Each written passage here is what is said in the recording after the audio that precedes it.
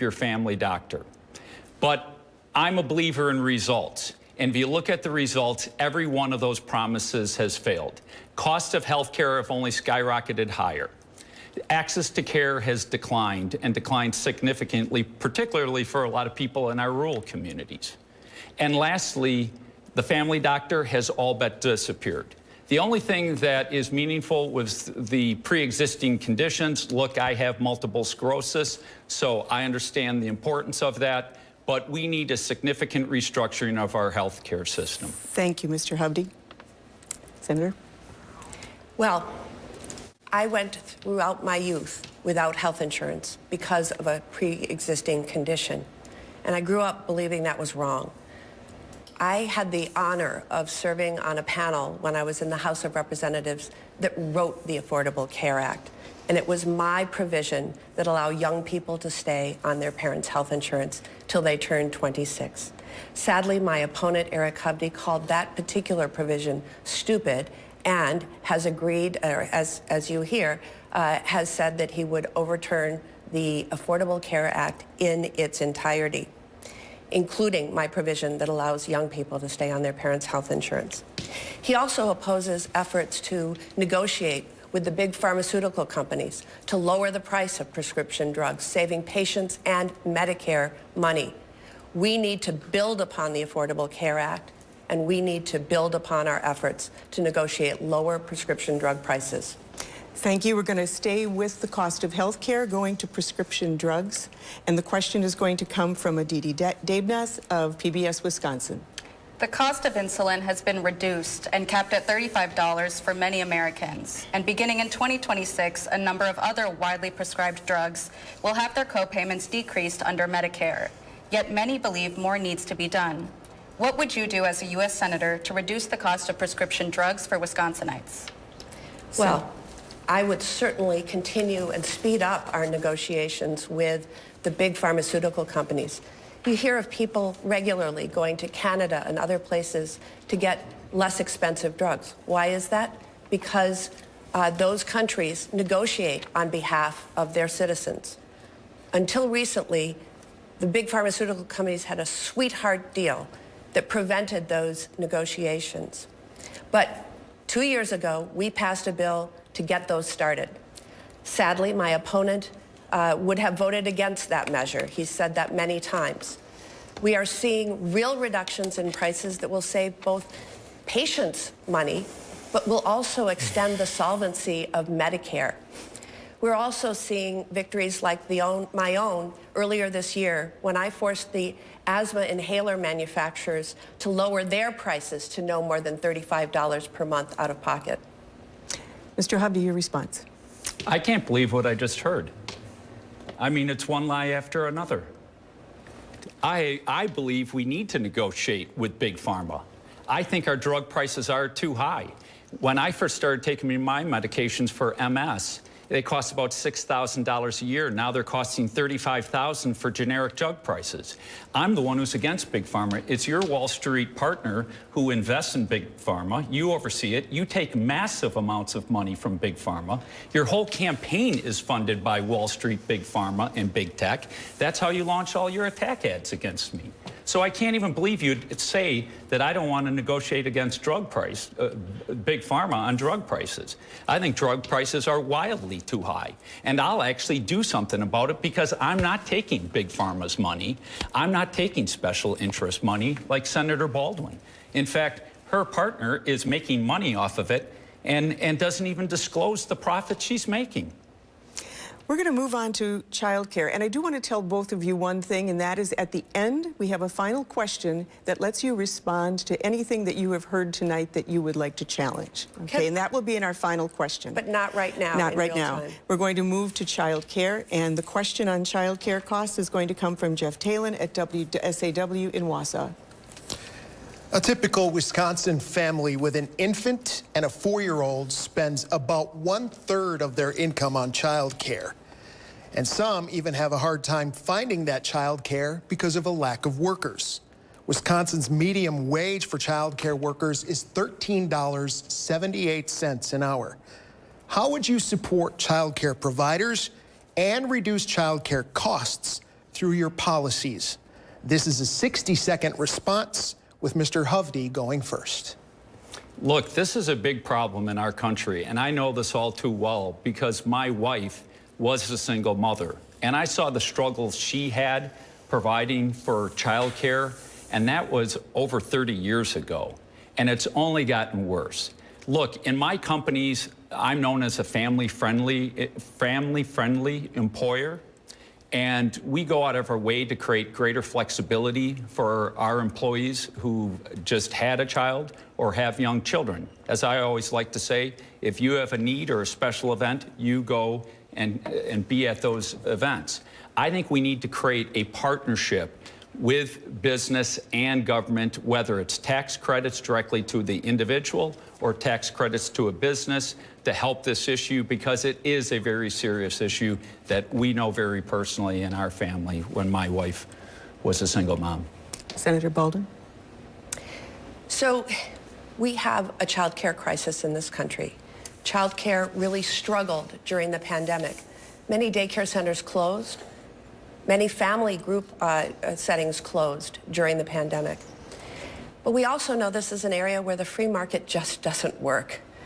The workers get far too little pay, and tuition is just out of reach of so many people. You know, it costs almost as much to send your child to childcare as it does tuition at a UW school. That's outrageous. You have only 9 months to plan for childcare expenses. You have 18 years to plan for college expenses. But I want to tell you about the Hovde plan. He's announced a plan very recently that would reduce federal spending back to levels of the last decade. While I've been fighting to increase the child care development block grant by $1 billion last year, and the proposal is $2 billion this year, the Hovde plan would slash that. Thank you, Senator. Your time is up. progress. Let's move now to Social Security, and that's Shannon Sims of TMJ4 Milwaukee. Americans want to know that Social Security will be there when they retire. However, according to the Social Security Administration, if Congress does not act before 2035, benefits will be reduced to nearly 20%.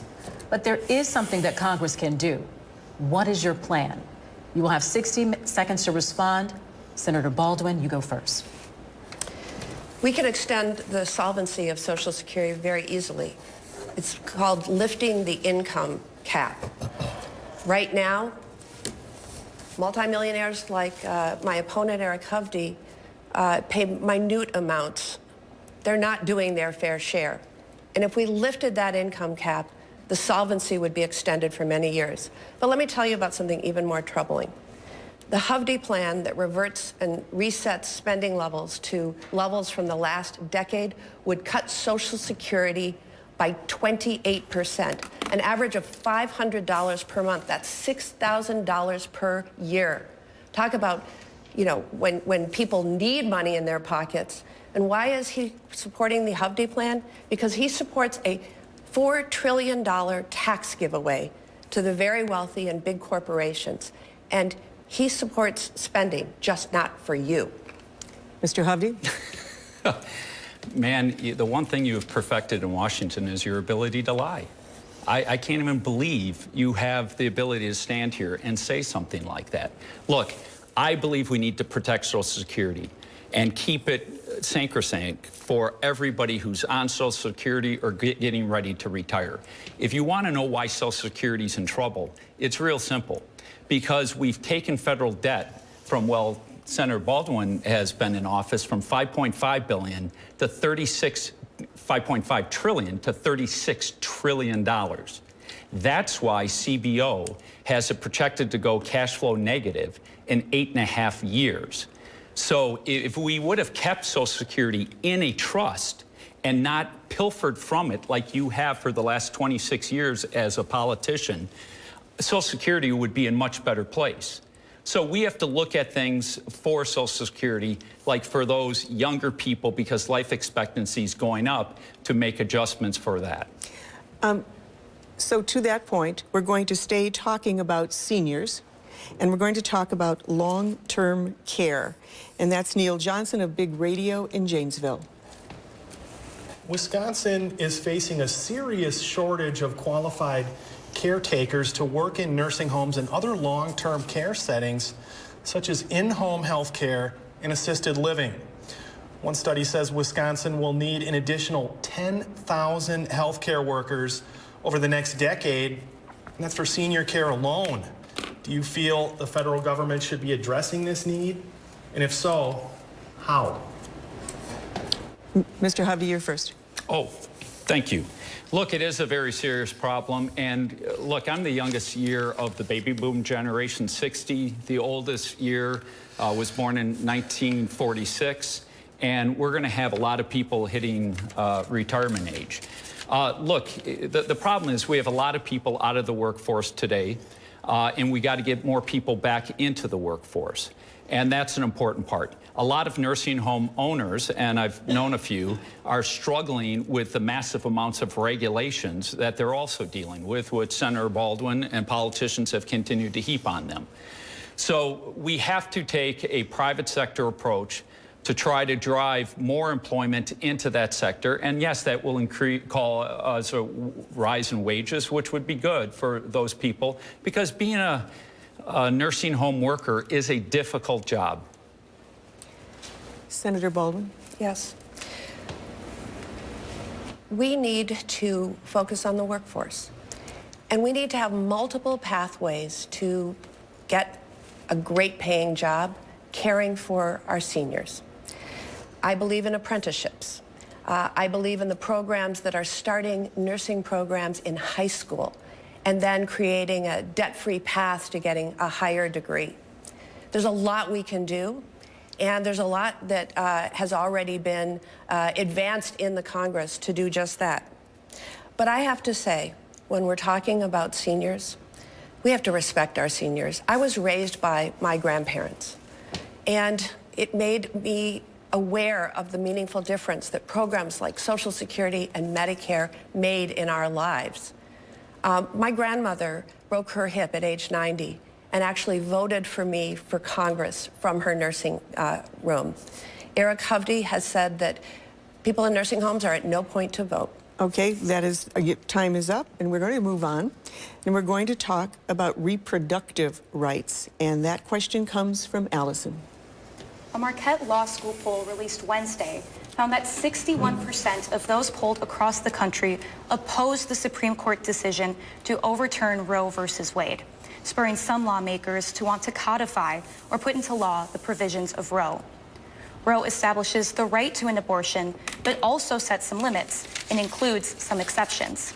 What is your position on once again making Roe the law of the land? Senator Baldwin, you will respond first. You have 60 seconds.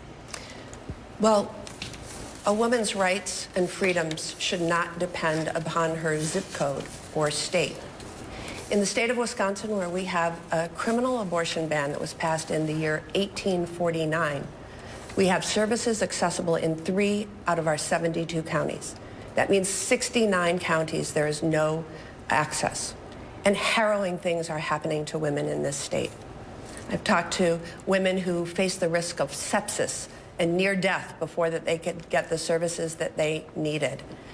That's why I'm so proud to lead the Women's Health Protection Act, which would restore Roe nationwide. My opponent has said that he is 100% opposed to abortion rights. I'm trying to lead the way to restore Roe so that we don't see prosecution of women who have miscarried or doctors who are providing health care. Women are dying because of the current situation. Mr. Hovde.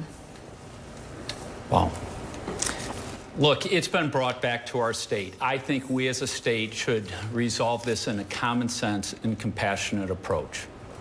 I believe in the beauty of life. I've had 2 daughters and 3 grandchildren. And I agree with exceptions for rape, incest, and the health of the mother. And I think women should have a right to decide early on in their pregnancy. Senator Baldwin, you have passed or pushed to allow abortion to happen up to the point of delivery, where a healthy baby can be born alive and be terminated. To me, that is unconscionable. You're shaking your head, but please give, what month would you stop? Is it the 8th month? It's the ninth. Is it the 9th month? And you run these ads saying I'm against for a national abortion ban. I am not for a national abortion ban. I never have been. And when she talks about my comment from 14 years ago, yeah, my daughters were young, and then they grew Mr. up Hovde, your through time their is up on this teenage question. years and 20s. Mr. Hovde, your time is up, but I'm going to exercise the moderator's option to redirect you to the question that was asked, which is specifically about the recodifying of the Affordable Care Act. I'm sorry, the Affordable Care Act of Roe. And information about that is on our data page. But I'm going to ask you to respond to that question about the recodification, making it the law of the land, and then you will get 30 seconds to respond, Senator Baldwin. Please. I think I did. I said it has come back to the state, and I think we as a state should resolve this issue with a referendum where everybody gets a right to vote. The voters get a right to vote. I get a right to vote. I clarified where my position is, and that is I believe that women should have a right to choose early on in their pregnancy, but there comes a point in time where a baby can be born healthy and alive, and I think it's unconscionable to terminate that child's life. Senator? Eric Hovde, that does not happen in America. And it's very clear that he has never read Roe v. Wade. I'm pushing to have that be the law of the land. Your rights and freedoms should not depend on your zip code or the state in which you live. And while I said what he just said doesn't happen in America, let me tell you what is.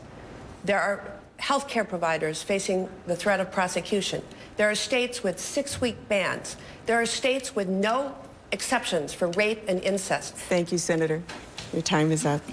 All right, we're going to move to another contentious topic, and this one is immigration. Let's go to Aditi.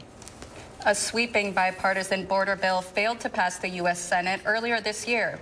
The bill would have added tougher standards to qualify for asylum, allow for partial shutdowns at the border, and open new avenues for legal immigration. In the interest of border security, would you like to see this bill revived? Why or why not? Mr. Hovde, you'll go first. You have 60 seconds. That bill was dead on arrival. The House had already rejected it. It was masquerading as a border bill with really funding Ukraine. And every senator, once they found out what was in it, was opposed to it. The simple fact is it would have codified allowing almost 5,000 illegal immigrants coming into our country every single day. It wasn't going to change any of the asylum laws or immigration laws at all. Here's the reality, and you can't run from this fact. The last year of President Trump, only 300,000 illegal immigrants came into the country. The first year of Joe Biden, he lifted 95 executive orders, most importantly, stay in Mexico. Over 3 million came in the first year, over 3 million the second year, over 4 million the next year. We don't know how many have come in, but it's flooded our streets with fentanyl. We have criminals that have entered into our country, and it's created a humanitarian crisis. I've fought against sex trafficking for almost 20 years, and they can't account for 300,000 children. And those children, sadly, a big percentage of them have probably ended up in the sex trade. Thank you, Mr. Hovde. Your time is up. And your response, Senator Baldwin, again, the question was about the bipartisan bill. Yes. So we negotiated on a bipartisan basis in the Senate the toughest border bill that we've seen in years. It would have added 1,500 new Border Patrol agents to our southern border. And had it passed in this spring, they would be there now. Very importantly, the bill also deployed technology to our southern border to allow us to scan every vehicle that comes through our ports of entry. That would have allowed us to interdict fentanyl that is poisoning folks across this country. The Border Patrol agents endorsed this measure. But you know what? Eric Hovde and Donald Trump wanted the political issue. They wanted the chaos. They didn't want a solution. I'm focusing on real solutions. Eric Hovde wants to run political ads against me. Well, you mentioned political ads, and I think we're going to make you both a little uncomfortable with the next question because it's about misleading ads. And the question is going to come from Shannon. Viewers and listeners have told us they are frustrated with negative, misleading ads. So let's talk about two of them. Senator Baldwin, your ad claims that Mr. Hovde called farmers lazy. Mr. Hovde, your ad claims Senator Baldwin funded a clinic offering transgender therapy for minors without parental consent. Both of these ads have been found false by nonpartisan organizations. Both of these ads end with you saying, "I approve this message." You could pull these ads. Why don't you do it? You both have 60 seconds to respond. Senator Baldwin, you may go first. So there have been 19 independent fact checks of Eric Hovde throughout the course of this campaign that have all produced false results. Eric Hovde is lying. I think it's really hard to say that an ad is false when you are hearing Eric Hovde in his own words. You're seeing this with your eyes. I'm telling you things he has said. The context of that ad relating to farmers was he was doing an interview about why we could easily increase the retirement age to 72 because farmers didn't take the physical toil they used to. They just largely ride around on tractors. I spend so much time with dairy farmers, and I can tell you they are insulted by those words, and I stand by those. Mr. Hovde.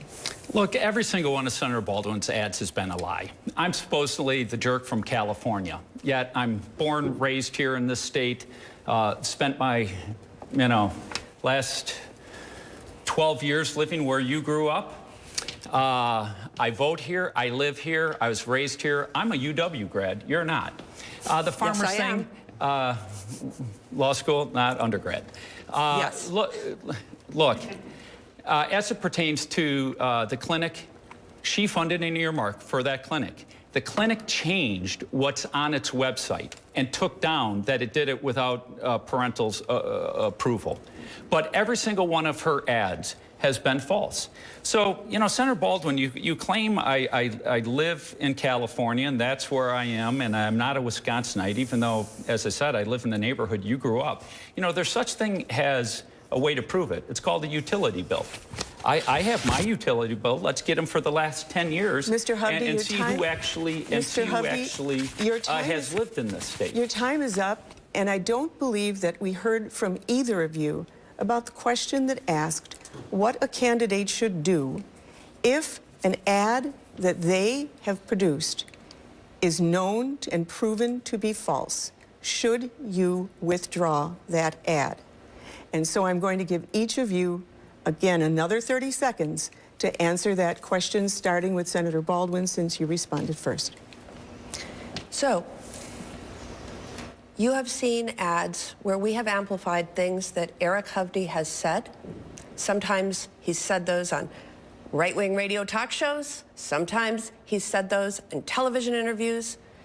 I think it is totally fair for a candidate to amplify what their opponent has said, especially as a proof point of where they stand with regard to fighting for you. Mr. Hovde? Look, I think I addressed it. What you're saying, that ad that I ran about the clinic, it's not false, and they just changed what's on their webpage.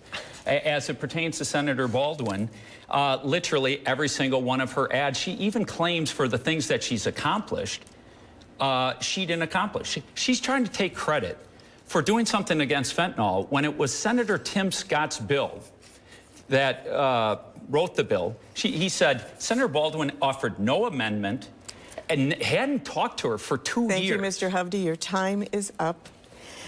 We're going to change gears now to foreign policy, and we're going to move to Jeff. Just this week, the leader of Hamas was killed by Israeli forces. Some hope this could bring the war between Israel and Hamas closer to a ceasefire. Polls show Americans want U.S. support for Israel, but are also worried about civilian casualties. And the Biden administration has told Israel to let more humanitarian aid into Gaza in 30 days or face reduction of U.S. aid. Should the U.S. continue to aid Israel, and should restrictions be placed on that aid? Mr. Hovde, you begin with a 60-second response. Look, Israel was attacked, and they lost thousands of lives. And if our country was attacked, we would go wage war on that country if it happened in Mexico or in Canada. And the Biden administration constantly meddling and trying to engage and tell them how to wage a war is wrong. But let's go back to what this conflict really is about. And it's not so much between the Palestinian people and Israel. It's really between Iran and Israel and the U.S. Iran controls Hamas and Hezbollah. They're both proxies. They're funded. Senator Baldwin not only voted for the deal that President Obama allowed Iran to lift the sanctions and get cash payments that fueled ISIS and the terrorism, but then President Trump put in crushing sanctions and had Iran on his back. Senator Baldwin goes back and votes for the deal that Joe Biden, that lifted the sanctions, that funded the terrorism, Hovde. and that's why we're in this war today. Senator? Yes. A little over a year ago, on October 7th, we saw a horrible terrorist attack on Israel. 1,200 people dead. Rape was used as a weapon of war. Hostages were taken. Israel has the right to defend itself. But as we've seen this war unfold, we've also seen untold civilian casualties, children, women. We have to help foster a path towards ceasefire so that the hostages can be released and so that humanitarian aid can be surged into Gaza. I am hopeful that with the confirmed death now of Yahya Sinwar, that we will have a path to that peace and keep some hope alive of a two-state solution in the region. Let us move to another foreign policy issue, Ukraine. And that question is going to come from Neil. The focus now is Ukraine. Since Ukraine was invaded by Russia, the U.S. administration and other NATO allies have been strong supporters of Ukraine. Should whomever the new president is stay that course? You both have 60 seconds. Senator Baldwin, you may begin. You know, this conflict is truly about democracy versus dictatorship. And we have to stand on the side of democracy. Vladimir Putin is a dictator. He illegally invaded a sovereign democratic nation, and the free world stood up to Ukraine's defense. That's what's at stake here. If Putin were allowed to run through Ukraine without our backing the Ukrainian troops, who's next? A NATO country? Poland? And that would mean U.S. boots on the ground. We need to stay the course, but it seems that Donald Trump doesn't know the difference between our allies and our enemies. And Eric Hovde stands with him and would have voted against the legislation to fund Ukrainians' weaponry. Mr. Hovde? Look, I think the war in Ukraine is a direct result of the absolute failure in how we left Afghanistan. We pulled out our troops. We left a key strategic military base. We left Americans behind to die. 13 Marines that died that day. Afghan allies that supported us, that risked their lives. There's a reason why you saw them running, holding onto those planes, falling to their death. We also left billions of military equipment behind. Because of that, I think our adversaries moved. Putin on Ukraine, Iran through their proxies on Israel, and China's getting more aggressive. As it pertains to Ukraine, the White House, an expert came to them and said, look, you're getting ready to park 17 F-15s and like 30 A-10s. If you train the Ukrainians how to use those aircrafts, Russia will not have air superiority. And we should have done that. So we could have done things to prevent that war from even beginning. But you have sent billions of dollars. Mr. Hovde, your time is up, and I'm going to return to the specific question. And I believe we heard from Senator Baldwin to stay the course in supporting Ukraine. Specifically, I will ask you, are you in agreement with that idea or not? And then she's going to have 30 seconds to respond. Sure. Do I think that Vladimir Putin is an absolutely evil man? Absolutely. But I think we need to try to find a way to get to peace. Sadly, what's happening in Ukraine is we're wiping out generations of their people and turning a lot of their cities into rubble. And while I was supportive of Ukraine at first, the amounts of tens of billions of dollars that have gone to Ukraine that are not accountable causes great concern for me. So I don't think we should continue to fund endlessly money into Ukraine. Thank you, Mr. Hovde. Senator Baldwin. I strongly support backing Ukraine. This is really, literally about democracy versus dictatorship. Because of those brave soldiers in Ukraine, we don't have any boots on the ground in the region.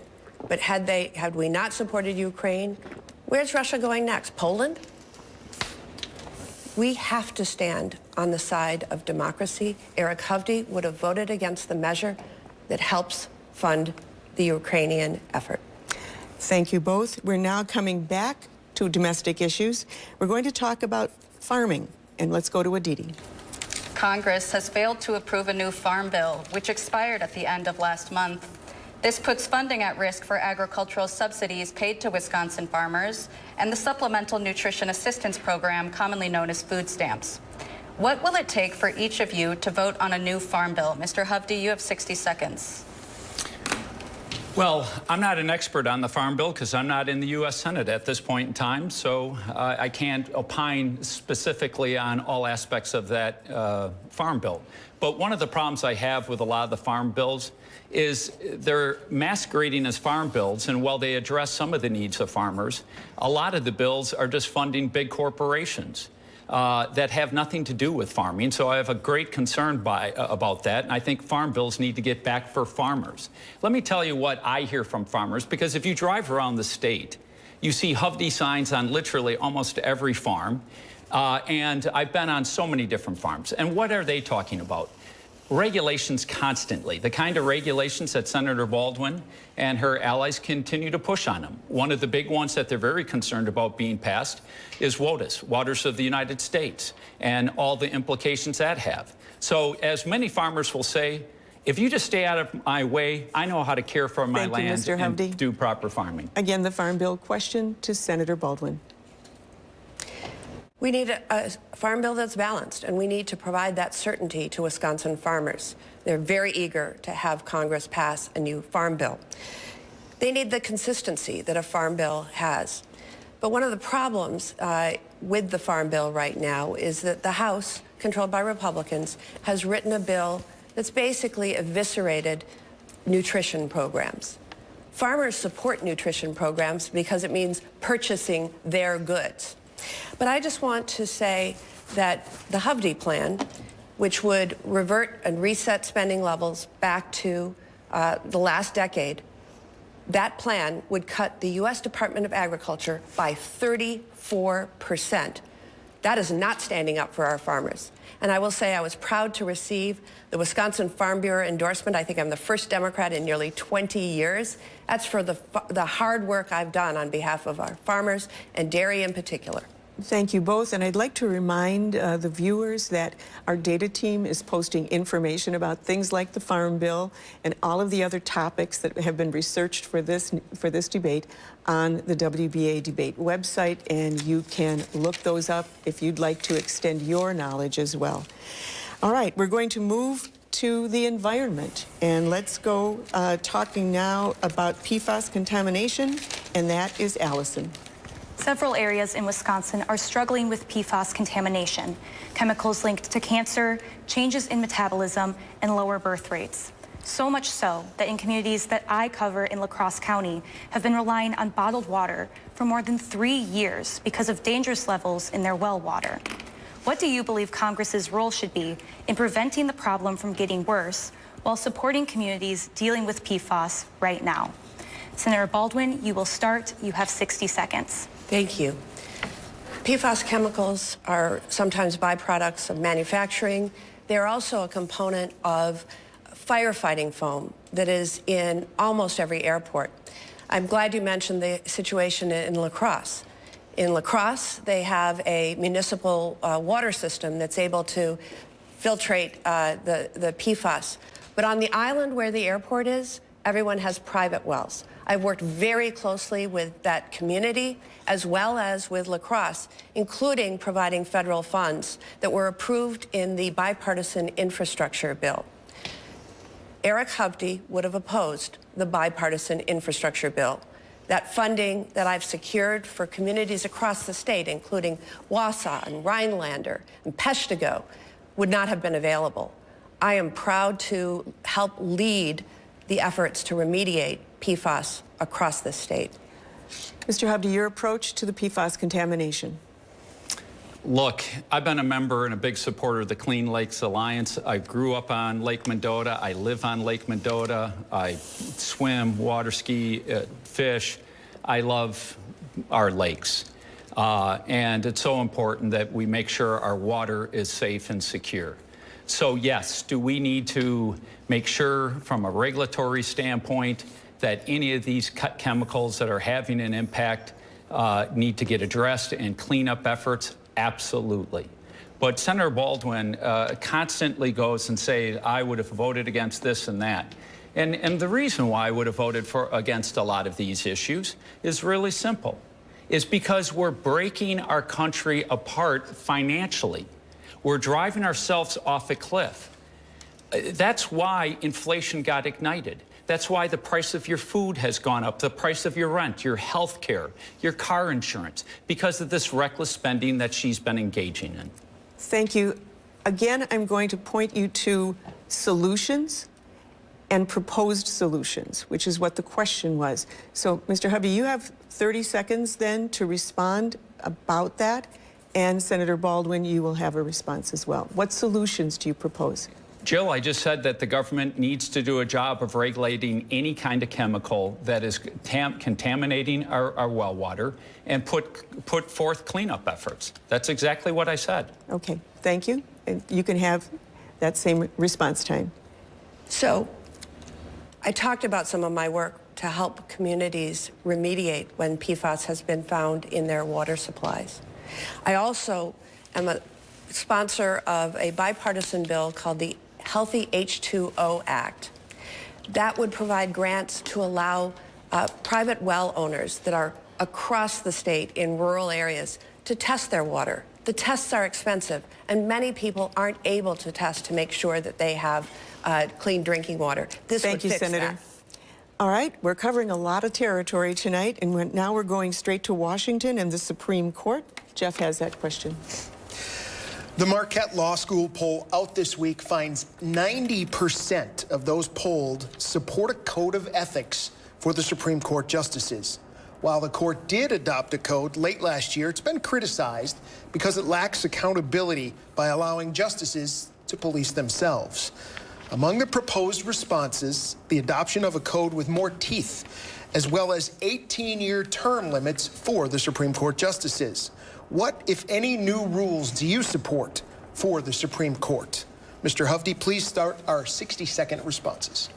I think we should absolutely have a code of ethics for the justices. I don't think they should be engaging in any kind of private investment in the stock market while they serve in that capacity. And I understand the desire to have a term limit. I'm supportive of term limits. I think career politicians should have term limits. And in fact, when we talk about a code of ethics, I think this is a very important point. From the get-go, I said I'm not going to take special interest money. I will not be owned by anyone. Unlike Senator Baldwin, who not only has taken massive amounts of special interest money from Big Pharma, Wall Street, Big Tech, but her partner on Wall Street, a Wall Street executive, is investing in Big Tech and Big Pharma, a committee she oversees, and they don't disclose those investments and how much they're profiting from it. That's fundamentally wrong, and you should disclose what investments your partner is making. Thank you, Mr. Hovde. The question on the Supreme Court? Well, first I need to talk about what Eric Hovde just said. Eric Hovde should stay out of my personal life. And I think I speak for most Wisconsin women that he should stay out of all of our personal lives. That said, with regard to the Supreme Court of the United States, there's no trust anymore. When we saw the exposés about Clarence Thomas and others going on private planes to exotic locations, spas. When we hear stories that private interests have paid off mortgages and vehicle loans, that is outrageous. We need a binding, tough standard of ethics and conduct. We're also very distrustful now of the court because we saw 3 Trump-appointed nominees lie to the Judiciary Committee about their respect for precedent. So I think an examination of term limits for the Supreme Court in a way that doesn't advantage one party or the other, because we don't know who will be president when those term limits come up, would be an advisable Your policy. time is up. Thank you, Senator. All right, we're going to move on to voting rights, and that one is Shannon. There's a patchwork of election laws across the country, leaving concern about potential unequal access to the ballot box. What role should the federal government play in increasing voter confidence while also ensuring that the election process is safe and accessible? And that question goes to Senator Baldwin, you have 60 seconds. Thank you. So voting rights are so critical. And we have seen at the state level, including here in Wisconsin, laws passed that make it harder for some to vote. There's the expression, some people don't want some people to vote. My opponent has talked about people in nursing homes. I think the exact quote was, people in nursing homes have 5-6 months to live. They are at no point to vote. My grandmother broke her hip and voted in my first congressional election from her nursing home. But the Voting Rights Act has been eviscerated by the United States Supreme Court. And we've got to add back the provisions that were lopped off by the Supreme Court. And we also, I think, have to pass at the federal level laws that guarantee access and disclosure. Thank you. Mr. Hovde. First, I have to go back to the last comment. Senator Baldwin, I could care less about your personal life, but when your partner is investing in companies that you're overseeing and you're not disclosing that, that is an absolute conflict of interest. As it pertains to voting rights, look, we have to create confidence in our voting system. It is causing too much tension in our country. And let me tell you, it doesn't help when our state Supreme Court brings back drop boxes when those were only used for a pandemic. So why are they being brought back? But look, I have an important question to ask Senator Baldwin. There's a bill before the Senate that would bar non-U.S. citizens from voting in elections. But you have not taken a position on that. So it'd be very interesting. And I'll give up my time. Are you going to vote for that provision that would stop non-U.S. citizens from voting in our elections? Mr. Hovde. Well, I'll take those next 3 minutes. All right, It is already illegal for people who are non-citizens to vote in federal elections. Then your Then why- time is, then your why time wouldn't is you vote up. for it? Because it already is the law. And both of your time is up. Thank you. And again, information about voting is available on our debate website. We are going to look now, you had mentioned fentanyl previously, and you mentioned it in relationship to immigration, but there's more to the subject. So let's talk about that, and that's Neil's question.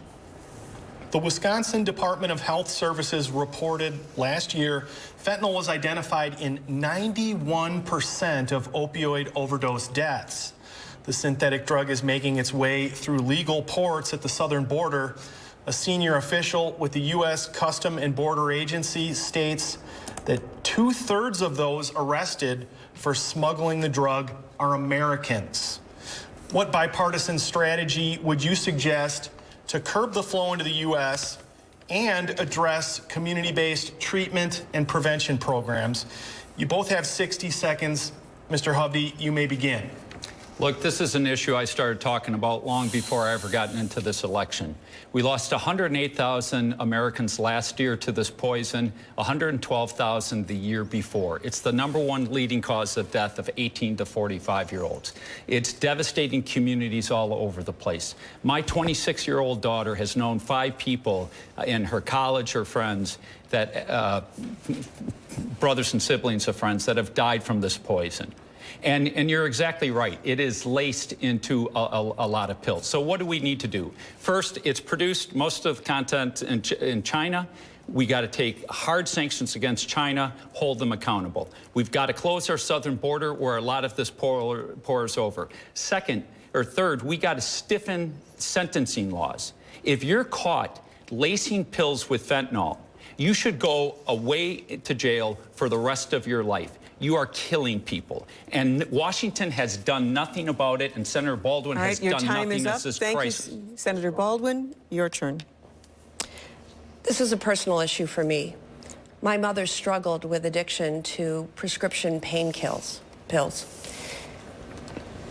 When I first came to the Senate, the crisis, the opioid crisis, was the overprescribing of things like OxyContin and oxycodone. And we have passed many sweeping reforms, particularly in the VA, that has reduced the number of these pills that are prescribed. Heroin came next, and then fentanyl.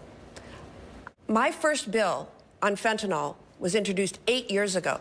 Eric Hovde somehow thinks he's the first person who's ever focused on this problem. We need to get Narcan, the overdose reversal drug, deployed statewide, and I have been a leader in making sure that our first responders have it accessible. Thank you. And we don't have much time left. We're going to give you a question that only takes 30 seconds, and it has to do with bipartisanship. And that question is going to come from Shannon Sims. We hear from voters who say they are tired of gridlock in Washington and want their representatives to be willing to work across the aisle. So, in the spirit of bipartisanship, we're going to ask both of you to name a contemporary elected official from the other party that you consider to be a role model for consensus building. Mr. Hovde, you will get 60 seconds. Well, sadly, the Democratic Party just lost one that was fantastic at it, and that was Joe Manchin, the senator from West Virginia.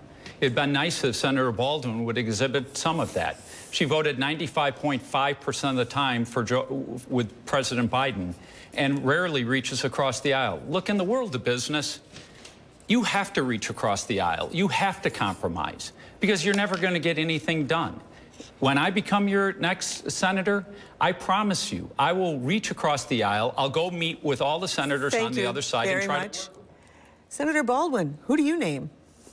Well, I would name Susan Collins. I sit on the Appropriations Committee, and our committee is chaired by Patty Murray, and Susan Collins is the ranking Republican member. And we have passed almost all of our bills out of committee on a bipartisan basis. I fight for Wisconsin and only Wisconsin, which means I'll work with Republicans or Democrats, Republican administrations or Democratic administrations, to get the job done for Wisconsin, but I'll also stand up to them. Thank you. If necessary. Your time is up. Well, I told you both that there would be time for you to respond to things that didn't sit well with you. So we're going to go to the last question, which we call defending your record, and that's Neil. Throughout the campaign and in this debate, you've heard criticisms that you may believe were inaccurate or unfair, and you'd like to respond to them. Here's your chance. You each have 60 seconds, and by the coin toss, Mr. Hovde, you go first. This is the last question? Yes. Look, there's so many lies that Senator Baldwin's made up. As I said, she's perfected the art of lying.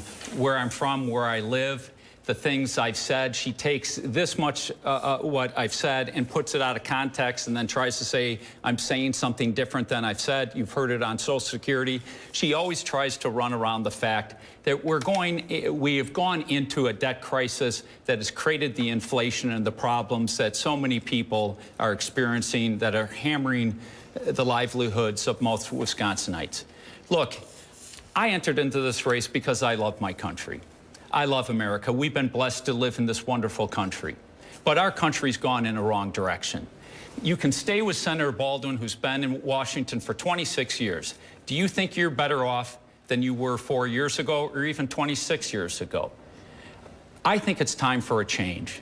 I promise you I will work hard on your behalf, and I'd be honored to have your vote. Thank you. Senator. I fight for Wisconsin and only for Wisconsin, and it is something that I take great pride in. But Eric Hovde just said something about lying. Independent fact checkers have fact-checked him 19 times with 19 falses. So keep that in mind when you listen to him. He's made assertions about my personal life. I want to talk about his professional life. Eric Hovde owns a $3 billion California bank, a $7 million Laguna Beach, California home, and he's been named among the more influential residents of Orange County 3 years in a row. We have a Brown County, Wisconsin. We have a Greene County, Wisconsin. We do not have an Orange County, Wisconsin. Look, this election is about regaining our rights and freedoms. This election is about helping working people get ahead, not supporting a $4 trillion tax cut for the rich and big corporations. Right. I ask for your vote. Thank you. Thank you so much. Well, you've seen them, and we hope tonight's debate will help voters make more informed choices. Now, we thank the candidates for their time and sometimes for their patience with us as well, as we had to get as many questions in as we could and sometimes cut you off. But we'd also like to thank our journalists on the question team and also on our data team. And please remember that our data team's research materials on debate topics can be found at the WBA debate website. And a quick thank you to that team. It's it's Elizabeth Wattis of WMTV Madison, Harm Van Heisen from GBA Green Bay, it's Dariel Fair of WKOW Madison and Jonathan Krause of Woodward Communications Radio in Appleton and Oshkosh. They were working behind the scenes. And now, once again, thank you all, and let's go to WBA Foundation President and CEO, Michelle Vetterkind.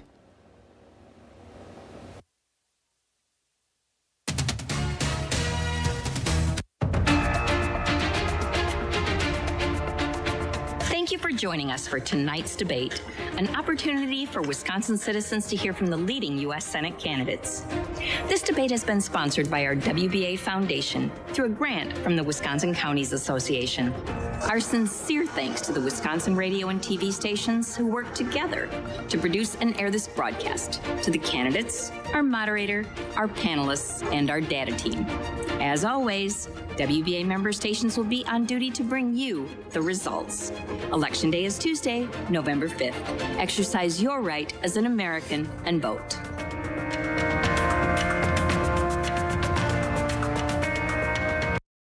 This ship is heaven.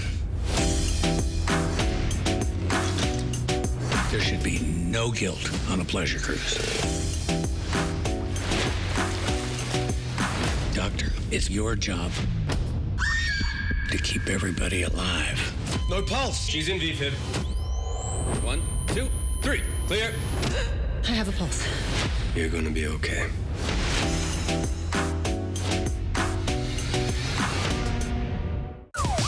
Yo, partner. We're not partners. I'm the detective and you are the consultant. I see you brought your baby to a crime scene. She is just spectating.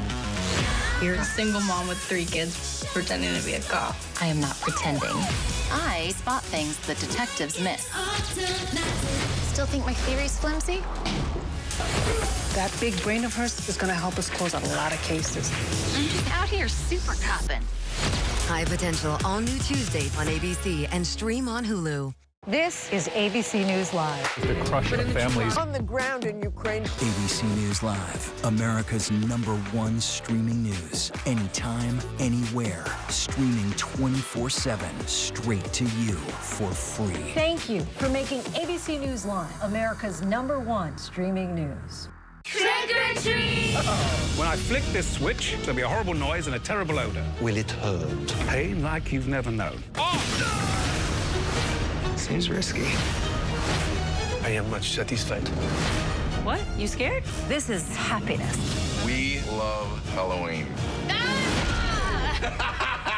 Got me. He's a bit silly. Turning the machine off! Do you feel good? I'm Medea Villarreal in Houston, Texas. Wherever the story is, we'll take you there. You're streaming with ABC News Live.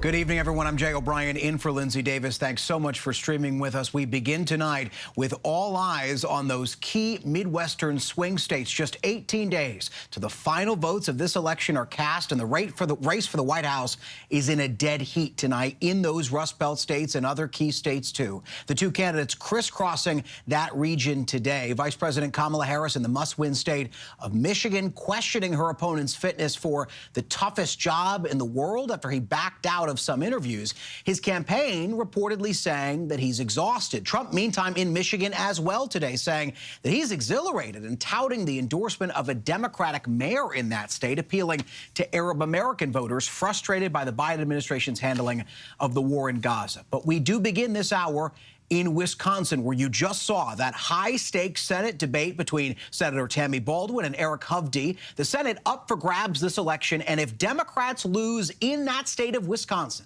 their chances of holding on to power in that chamber are practically doomed. So we want to get right to ABC's Mary Alice Parks, our White House correspondent, who has been watching this debate along with me. And Mary Alice, we just talked about the stakes of all of this, but also how close is this race at this hour between Baldwin and Hovde?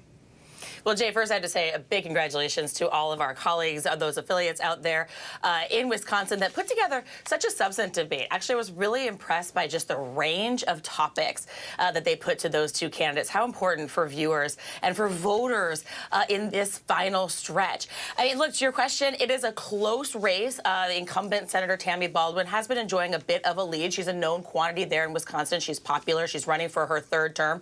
You'll see there she's polling higher than Kamala Harris is in that state. Just today, Jay, I talked to the head of the Wisconsin Democratic Party, who's talked about how the state is a total toss-up in the presidential race. But Tammy Baldwin is hoping that she'll be able to keep her seat. Look, it is a tough year for Democrats, as you know, and you follow so closely. They are defending twice as many seats as Republicans. And obviously, Republicans would only have to win 2 to flip control of the Senate. So Tammy Baldwin needs to keep that seat for Democrats to keep control. She's feeling pretty good at this moment, but it is tough, it is tight, and Republicans also have liked their chances. They've been dumping more and more money into that race. They're hoping that it narrows as obviously the presidential race is so close in that state as well. And interesting, when you talk about that polling data, you know, Tammy Baldwin up by about 4 points, but she won by 11 points in 2018. That state has shifted significantly politically beneath her feet. But I do want to go quickly to, you just talked about Democrats' chances of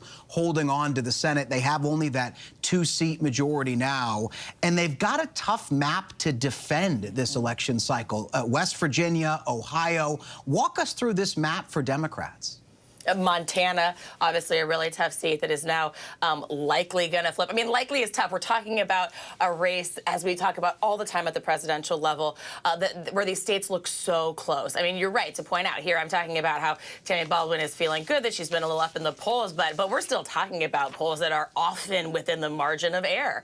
And yes, Democrats have a really tough map. I mean, Ohio, a really close race. Sherrod Brown obviously defending his seat. Montana, John Tester, that's a state that has trended red. Trump has obviously won by huge margins there in the past, but Democrat John Tester hoping to keep his seat. West Virginia, tricky for Democrats, obviously, with Joe Manchin stepping aside. And look, that's just the beginning. I mean, there are tough Senate races for Democrats in Arizona, in Nevada, in Pennsylvania. The list goes on. Like I said, Democrats defending twice as many seats as Republicans. So Republicans feel like they can go on offense in so many more places. They're making Democrats have to spend money, spend attention and time to try to keep that very, very slim majority. And I do think it's important just to remind our national viewers, of course, why this race in Wisconsin matters. And it's because exactly this, you know, control of the Senate. Obviously, it matters deeply to the voters there in Wisconsin. But which party controls the Senate does have implications, of course, across the country for everyone when it comes to issues of abortion policy, as you heard discussed at length there in that debate, when when it comes to issues of foreign policy, not to mention budgets and spending, you know, everything that we know Washington controls and is in charge of here, Jay. Well, that's exactly where I wanted to go with you, because whoever controls the Senate could theoretically codify Roe or not codify Roe. Reproductive rights took center stage at this debate, and there was a tense moment between the two candidates on that. I want to play this sound of that moment, get your reaction on the back end. Senator Baldwin, you have passed or pushed to allow abortion to happen up to the point of delivery, where a healthy baby can be born alive and be terminated. To me, that is unconscionable. You're shaking your head, but please give, what month would you stop? Is it the 8th month? It's the 9th? Is it the 9th month? And you run these ads saying I'm against, for a national abortion ban. I am not for a national abortion ban. I never have been. The senator went on to point out there that what Hovde is describing in terms of the quote-unquote killing of healthy babies is not legal in any state in this country. But I also just want to ask very quickly, because Democrats are leaning into this issue in this election because they believe it's going to pick up support from voters. It's going to galvanize particularly women voters. How are Republicans responding to that campaign strategy from Democrats? Yeah, well, first I would say that Democrats are also leaning into this issue because I think a lot of them care very deeply about this issue. And like you said, they're running on wanting to restore a national right to abortion. But you're right, there's obviously a political advantage here they're trying to play as well. Abortion will literally be on the ballot in 10 states across the country, including some really big swing states like Nevada and Arizona and Nebraska and Florida. And Democrats really think that if voters are motivated on this issue, that it plays to their advantage. That has been the case in the past. You know, Republicans are trying to, I think, downplay any threat or any sense that they might want to push a national abortion ban. Like you heard right there, trying to talk about how they're not for that. They believe that this should be something that's decided in the states. A lot of them trying to talk about, frankly, finding compromise. But it is a tough issue for Republicans right now. Voters have responded in even pretty conservative states like Kansas, like Ohio, you know, sort of rejecting some of these more restrictive abortion policies that were put in place after the fall of Roe. Mary Alice Parks for us tonight. Mary Alice, thank you as always. I want to bring in now the CEO of GK Training, Columbia University professor and author of the forthcoming book, Don't Say Michael Chad Hepner, who's going to analyze the candidates' performance for us tonight. You've coached candidates before who have stepped onto debate stages like this. The incumbent senator, Tammy Baldwin, she's somewhat trailed potentially in some internal polling. There's a concern from Democrats that she's falling behind or at least losing her lead in some degree. Did she do what she needed to do tonight, in your view, to try to hold on to the position that she's in this race? The answer is unequivocally yes, from my point of view, and here's why. My point of view is the point of view of delivery. So most of the time that I'm coaching folks in presidential politics or elsewhere is about delivery, meaning how you say stuff, not just what you say. And the goal that she had tonight, in my opinion, was to come in and show that she still had the precision and the forcefulness to continue to fight. When she's at her worst, what you will see is that her eye gaze drifts down quite a lot, and she has a lot more filler that creeps into her various answers. Tonight, you saw none of that. If anything, she was 3, 4, maybe even 5x as precise as Hovde was tonight, which is not at all what we've seen in the footage over the last few weeks. Well, firstly, I don't want you to watch any tape of me in the future, but also, secondly, when it comes to Eric Hovde, so often in these debates, we know that candidates try to manufacture a moment. And there was this moment where Eric Hovde looked like he was trying to pull out his utility bill to demonstrate to voters that he lives in that state and try to accuse the senator of essentially not spending enough time in the state that she represents. What did you make of that and any other moments in this debate tonight? Yeah, candidly, I think he looked a little rattled tonight. And I don't mean that to pick on him, but rather to compare to the footage that he's put forth in a lot of other situations in which you'll see he's incredibly precise with his word choice. He has very few non-fluencies. A non-fluency is a stumble or a mistake, something like that. But even in this moment that they clearly rehearsed, I mean, he had the bill in his jacket pocket, so they had planned this.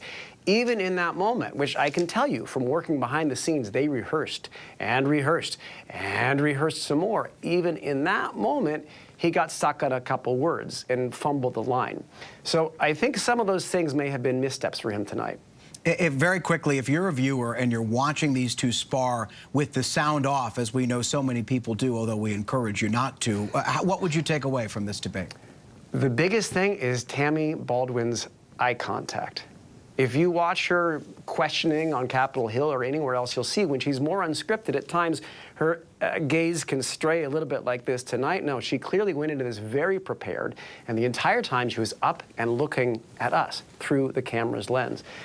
Hovde, on the other hand, had to bounce around over and over, wasn't quite sure where to look. A couple times even missed whether the question was intended for him or not. Tammy Baldwin, the entire time, was with us, demonstrating that she can stay focused on the people she's fighting for, i.e. the viewers. Now, I guess my question is, this is a race that's going to be won on the margins. And it's so often pocketbook issues in the economy. We know that Hovde's part of his pitch to voters is that he's a businessman, that he's going to focus on economic issues. Did he deliver in that argument tonight, in your view? It's hard to say, because if you look at the policy positions, it was all over the map a little bit in terms of the different messaging he said before. Again, I think both candidates substantively did a decent job. But if you're looking at the sort of precision that he tackled these different categories in, I don't really think his answers on economics stood out any more than some of his answers on foreign policy, abortion, even some of the farm issues facing Wisconsin. Michael Chad Hepner, thank you so much for joining us tonight on this Friday night, breaking down that debate. We want to turn now to Republican strategist Tricia McLaughlin and Democratic strategist and former mayor of the great city of Baltimore, Maryland, Stephanie Rawlins-Blake. Thank you so much for joining us, both of you. Tricia, I do want to start with you. And Tammy Baldwin has got a lot to do tonight. She's got to hold on to what our polls show is the slim lead she has in that state, and it's a key state. And it's a state where the Trump campaign, not to mention Hovde, have spent a lot of time and resources. So I guess my question to you is, how do you think she did tonight? I think she held her own. I think, that being said, the majority of Wisconsin citizens are not actually going to be watching the debate. They're going to be digesting what happened at the debate through the filter of the media. So I know your previous guest talked a lot about eye contact and body language. That matters a lot less in a Senate level debate than it does in a presidential level debate. What matters was the issues that I think were brought up. And Hovde very much effectively brought up the issue, particularly of the economy, how she consistently, 100% of the time, has voted with the Biden-Harris administration on things like the Inflation Reduction Act, which we know dumped trillions of dollars into the economy and has led to higher inflation. We're facing double the inflation that we were 4 years ago, leading to 20% higher costs. So I think issues like this, issues like immigration, her voting repeatedly against things like the wall, even though Wisconsin is not a border state, what we're learning is this is a top 2, top 3 issue, even in states that are not directly on the border. These are things that are going to seep into the and I think could be something that she's going to really have to answer for. Stephanie, you just heard me talk with Mary Alice earlier about how Tammy Baldwin in 2018, and again, much different election year, but 2018 won that state by 11 points, and now she's only up by about 4 points, the most recent polling has showed us. I've talked to Democrats who said they thought this state was going to be close, but they ultimately thought it was going to be safe, and then the Cook Political Report has put it now as a toss-up. It's not lean Democrat, point being her lead is leaving her. Do you think she's in danger here, and did Eric Hovde do enough to put her in more danger tonight? I think it's more than it's real that Wisconsin is changing, and I have to congratulate the team that put on the debate. I thought the way in which they did it was unique. I thought the perspective, the diverse questioners was fantastic. I thought Tammy Baldwin did amazing. She shows that she is ready on day one to continue to serve the people of Wisconsin. Hovde said, he couldn't even answer a question about the Farm Bill because he said he's not a senator yet, so he doesn't know the Farm Bill. I mean, he could have just used the data team that they had during the debate. So, I think he came off a little unprepared for the job that he is seeking. And I'm, Tammy Baldwin has to run scared because times have changed. It's a lot closer in many, many states. And I really think that she showed tonight that she has the chops to get over the finish line. Well, very quickly, I have about 10 seconds for each of you. Tricia, we know this is a good map for Republicans. Mary Alice and I talked about it earlier. But is there a state where you were worried about Republicans' chances of holding on to or picking up a Senate seat? Previously, it was Nebraska. I think Debbie Fisher will hold on to it, though. But in this race, I think if Donald Trump wins Wisconsin by 2 or more, this is Hovde's Senate seat. Stephanie, very quickly, tough map. What are your chances of Democrats holding on to the Senate? You know, I think it's going to be very hard for the Democrats to hold on to the Senate. I think you'll be hard pressed to find any strategist that says anything different. I think we're focused on all of these races, and we're focused on getting Kamala Harris to the White House.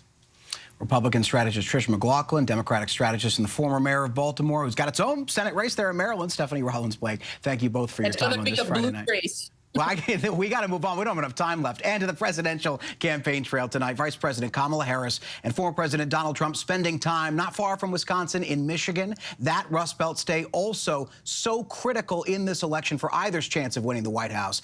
Our ABC senior congressional correspondent Rachel Scott on the campaign trail tonight, reporting. Tonight, with just 18 days to go, Vice President Kamala Harris and former President Donald Trump in the same state, the battleground state of Michigan. In fact, they'll be in the same city, Detroit. Welcome to Michigan. In Michigan, Harris and Trump are separated by less than 1 point in the polls. Harris remains laser-focused on trying to win the so-called blue wall states, Pennsylvania, Michigan, and Wisconsin. 3 stops in Wisconsin yesterday, 3 stops in Michigan today. And in these final days, clearly sharpening her attacks against Trump. We are clear. Someone who suggests we should terminate the Constitution of the United States should never again have the privilege of standing behind the seal of the President of the United States. Never again. Never again. Never again. And overnight in Wisconsin, when anti-abortion protesters tried to interrupt. Oh, you guys are at the wrong rally. No, I think you meant to go to the smaller one down the street. For weeks, Harris has been challenging Trump to another debate. He has refused. Trump turned down 60 Minutes over fact-checking. And tonight, Harris jumping on reports the Trump campaign turned down another interview because Trump is exhausted. And now he is ducking debates and canceling interviews. Come on. And check this out. His own campaign team recently said it is because of exhaustion. Well, if you are exhausted on the campaign trail, it raises real questions about whether you are fit for the toughest job in the world. Trump on the defensive. What event did I cancel? I haven't canceled. She doesn't go to any events. She's a loser. She doesn't go to any events. I've gone 48 days now without a rest, and I've got that loser who doesn't have the energy of a rabbit. Tell me when you've seen me take even a little bit of a rest. Not only am I'm not even tired. I'm really exhilarated. In 2016, Trump won Michigan by just over 10,000 votes. In 2020, Trump lost by 154,000 votes. And just last week, while campaigning here in Detroit, Trump insulted the city he was campaigning in. Our whole country will end up being like Detroit if she's your president. You're going to have a mess on your hands. Trump today visiting his campaign office in the city of Hamtramck outside Detroit, where he's been endorsed by the Democratic mayor. Michigan has one of the largest Arab American populations in the country, and Trump is trying to appeal to Arab American voters who are frustrated by the Biden administration's handling of the war in Gaza. And Harris, after drawing a line between a potential Harris presidency and Joe Biden on Fox News. Let me be very clear. My presidency will not be a continuation of Joe Biden's presidency. Harris pressed on her boss once again today, and any Biden policy she would change. I mean, to be very candid with you, even including Mike Pence, vice presidents are not critical of their presidents. I think that really actually, in terms of the tradition of it and also just going forward, it does not make for a productive and important relationship. Our thanks to Rachel Scott. Still much more to get to here tonight on Prime. The stunning images tonight, the moment when an Israeli tank fired on a building and killed the mastermind of the October 7th Hamas attack. And the near mid-air disaster, a Cessna and an American Airlines passenger jet just 400 feet apart. Wednesday night. Oh my God. We're back. The biggest and best season yet. Oh, no way. John Fiona's here. What would you do? Here we go. So the question is, what would you do? You see somebody in trouble, try to help. Can I give you a hug? Is that okay? You have tears in your eyes. Thank you for standing up for us. Oh my God! Look at John! It's what would you do? I'm on it, girl. Now on Wednesday nights on ABC. Attention teachers, no child is to be sent to the principal's office today. Kids, if you want to do prom, now's the time. Happy first day in school. Yes. Weren't there like 4 more of these? Yeah, we were robbed. Hey, buy 3, get 1 free. I'ma call your mother on you. Bring the rest back here, boy.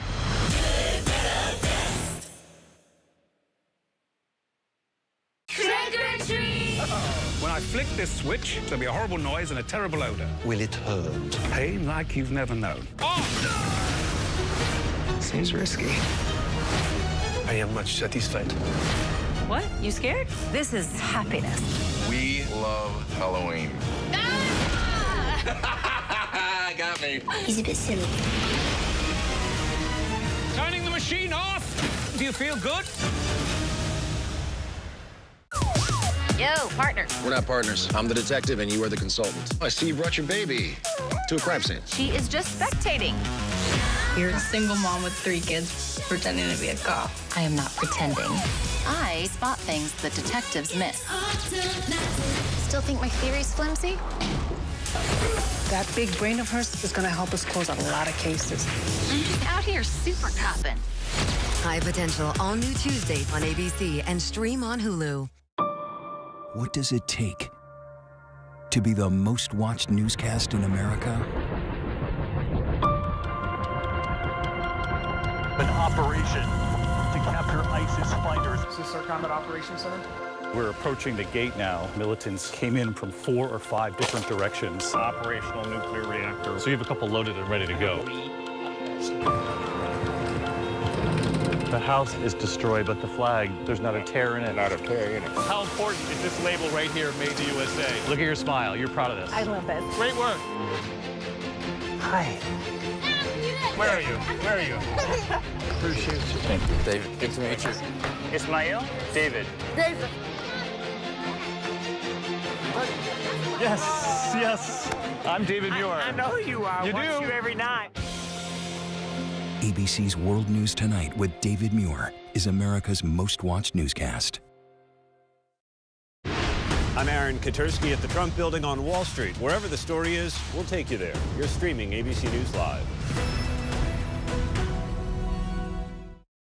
To a near mid-air disaster that was averted after an American Airlines passenger jet and a Cessna suddenly entered the same airspace, coming just 400 feet apart. Thankfully, the American Airlines pilots were alerted by their warning system. ABC's transportation correspondent Gio Benitez has this report. Tonight, the FAA investigating how a packed 737 and a Cessna nearly collided head-on in midair this week over Texas. If you want to declare a near miss, let us know. American Airlines Flight 2587 was making its final approach to Austin Bergstrom International Airport around 10:45 a.m. Wednesday in foggy conditions when, according to the FAA, a single-engine Cessna R-182 unexpectedly entered the flight path. This animation showing the Cessna, which at the time was not in communication with air traffic controllers, flying underneath the American plane, coming within 400 feet of it. The American crew alerted by the plane's Traffic Collision Avoidance System, or TCAS, the system warning the pilots to change course immediately to avoid a mid-air collision. Did you ever see see him the second time around? We saw when he flashed us, it flew right into us. There were a series of things that led up to this near midair collision, but the American jet had a capability on board that would warned it and told it to turn away from this small, light civil aircraft. So at the end of the day, it was the technology on board the American aircraft that saved this from becoming a disaster. Gio Benitez joins us now. Gio, feels like we're seeing more and more of these incidents. What does the FAA say tonight?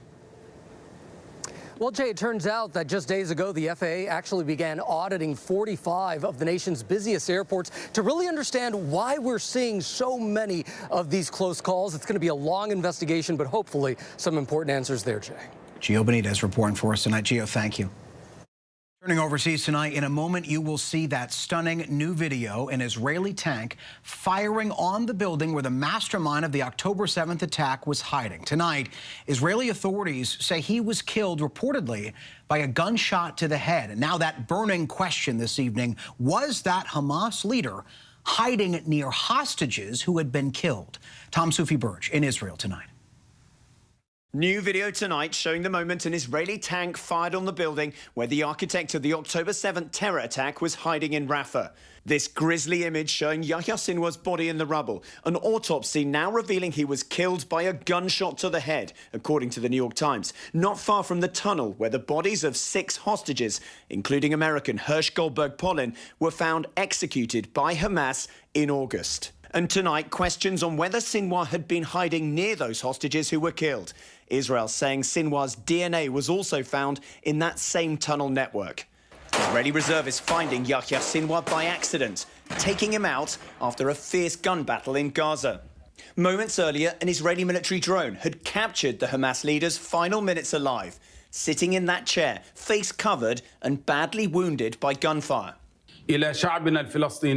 Hamas today confirming Sinwar is dead, saying he was defiant to the end, throwing a stick at the drone. And Hamas doubling down, insisting the fight will continue and vowing no hostages will be released until Israel withdraws from Gaza. At this hour, Hamas still holding at least 97 hostages, including 7 Americans, inside Gaza. I'm doing everything I can. I just want Keith back so badly. Aviva Siegel and her husband, Keith, an American, both kidnapped by Hamas. Aviva released in November. Tonight, fearing the worst. I'm scared that maybe they will torture them or even just kill them. But President Biden today cautiously optimistic after meeting with allies in Europe. Do you think there's a road to peace there? It's going to be harder, it's going to be difficult, but we're all on the same page. Tom joins us now live from Tel Aviv. Tom, what else is President Biden saying tonight about the possibility of a ceasefire? Well, look, Jay, President Biden, U.S. officials, they are cautiously optimistic after Sinwar's death. I mean, they say there could now be a potential road to peace in Gaza. But look, remember, Israel is still weighing that retaliatory strike on Iran for that barrage of missiles at the beginning of the month. That retaliatory strike could have come at any moment. And look, President Biden is saying he's in the loop on what Israel's planning and when an expected attack on Iran could come. Jay? Tom, in Israel tonight. Tom, thank you. Out west now to California, and that fast-moving brush fire in the city of Oakland, a neighborhood evacuated and multiple structures burned. This as another fire sparked in Los Angeles County. ABC's Jacqueline Lee is with us now. Jacqueline, what is the latest on that fire in Oakland? That's right, Jay. The fire is very concerning. As you said, it started as a brush fire. It quickly spread to a neighborhood and has burned multiple homes. Take a look as firefighters try to fight this from the ground. At one point, they had to reportedly retreat. They also fought it from the air. Evacuation orders are in place, and they had to shut down a stretch of the 580 freeway because the flames are so close. Jay, authorities are very concerned about the high winds going into tonight. Red flag warnings remain in effect through tomorrow night throughout much of the state of California. Jay. Jacqueline Lee for us. Jacqueline, thank you. And there is still much more to get to for us here tonight on Prime. Coming up, the stunning moment a teen kayaker was rescued in Hawaii. But next, a cabinet that looks like America. As we close out Hispanic Heritage Month this week, 4 Hispanic cabinet members sitting down with ABC News, embracing their culture and their journey to the White House. It is remarkable to look around the table in the cabinet room and to see America. We had a conversation in Spanish, the four of us. And that to me was such a source of pride. Wednesday night. Oh my God. We're back. The biggest and best season yet. Oh, no way. John Fiona's here. What would you do? Here we go. So the question is, what would you do? You see somebody in trouble, try to help. Can I give you a hug? Is that okay? You have tears in your eyes. Thank you for standing up for us. Oh my God! Look at John! It's what would you do? I'm on it, girl. now on Wednesday nights on ABC. Attention teachers, no child is to be sent to the principal's office today. Kids, if you want to do prom, now's the time. Happy first day in school. Yes. Weren't there like 4 more of these? Yeah, we were robbed. Hey, buy 3, get 1 free. I'ma call your mother on you. Bring the rest back here, boy.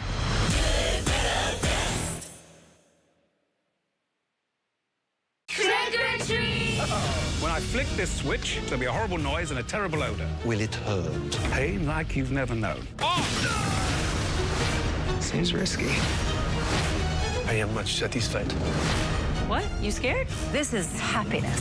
We love Halloween. Got me. He's a bit silly. Turning the machine off. Do you feel good? Yo, partner. We're not partners. I'm the detective and you are the consultant. I see you brought your baby to a crime scene. She is just spectating. You're a single mom with 3 kids pretending to be a cop. I am not pretending. I spot things that detectives miss. Still think my theory's flimsy? That big brain of hers is gonna help us close a lot of cases. I'm just out here super copping. High Potential, all new Tuesdays on ABC and stream on Hulu.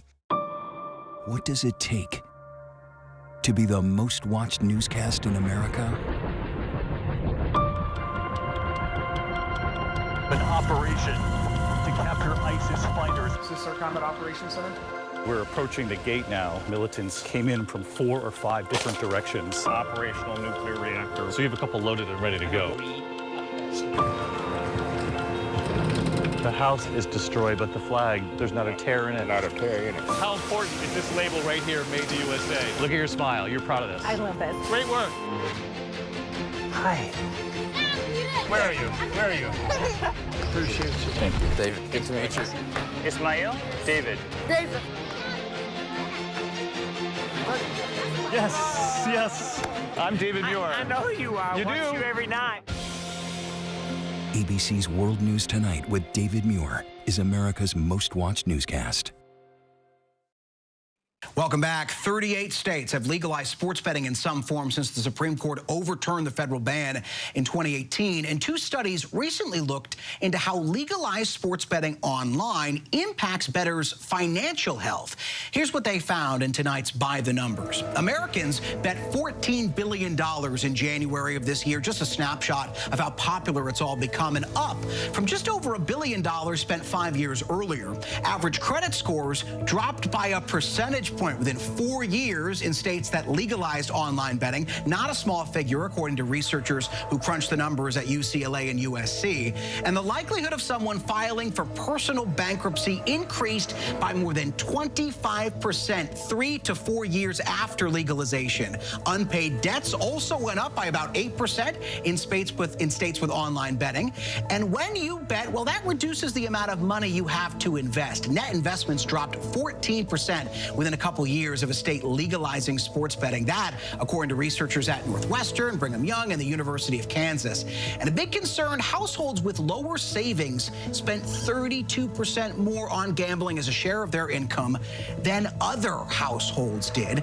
The companies behind sports gambling websites do point out that they've recently created the Responsible Online Gaming Association in order to support more responsible betting. And much more ahead for us right here on Prime Tonight, including new details on a deadly North Carolina home invasion. A second suspect is arrested and arraigned. But up next, he's one of the most influential leaders in sports, now using that to get people out to vote. We sit down with Doc Rivers on what he's doing this election season.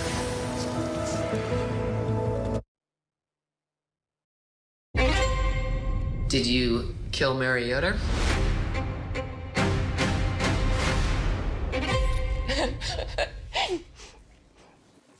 Sorry. No, I did not kill Mary Yoder. So it was a normal day until Mary started getting sick. No one really knew what was happening. Her eyes just looked terrified. In less than 48 hours, my mom went from her healthy self to having died. This is a mystery.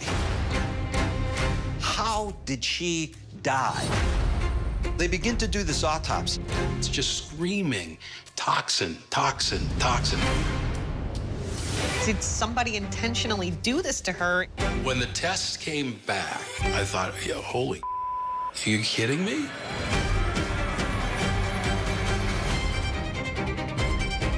I had dated Adam. I was scared of him. It changed the way I see the world. She was really afraid for her life. I do think Bill could have killed Mary.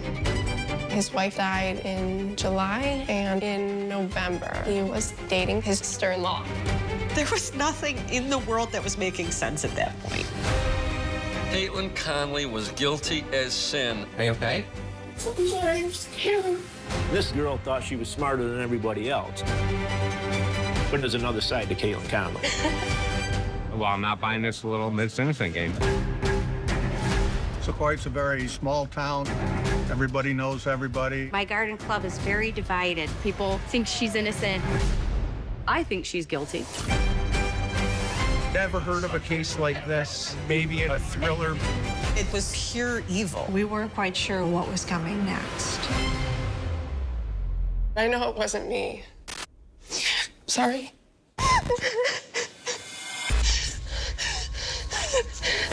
So, if it wasn't me, who was it? Little Miss Innocent. Passion, poison, prison. Only on Hulu.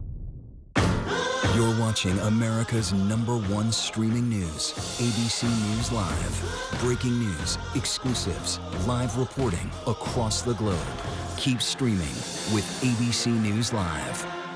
Whenever, wherever news breaks, it's so important to always remember that lives are changed. Here in London, in Buffalo, Uvalde, Texas, Edinburgh, Scotland. Reporting from Rolling Fork, Mississippi. Ukrainian refugees here in Warsaw. We're heading to a small community outside of Mexico City. Getting you behind the stories as they happen.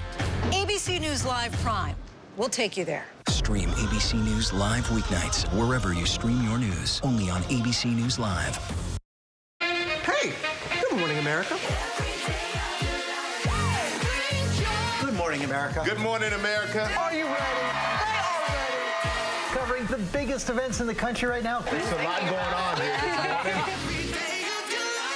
You don't just see it, you feel it. I'm in. I'm in. I'm in too. I'll be here. I am here and so happy. I'm in. I'm in too. Michael, George, Clara, Ginger. Wednesday night. Oh my God. We're back with the biggest and best season yet. Oh, no way. John Fiona's here. What would you do? Here we go. So the question is, what would you do? You see somebody in trouble, try to help. Can I give you a hug? Is that okay? You have tears in your eyes. Thank you for standing up for us. Oh my God! Look at John! It's what would you do? I'm on it, girl. now on Wednesday nights on ABC. Attention teachers, no child is to be sent to the principal's office today. Kids, if you want to do crime, now's the time. Happy first day in school. Yes. Weren't there like 4 more of these? Yeah, we were robbed. Hey, buy 3, get 1 free. I'ma call your mother on you. Bring the rest back here, boy.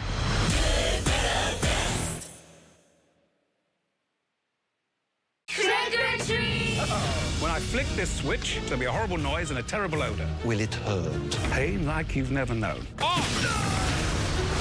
Seems risky. I am much satisfied. What? You scared? This is happiness. We love Halloween. Got me. He's a bit silly. Turning the machine off.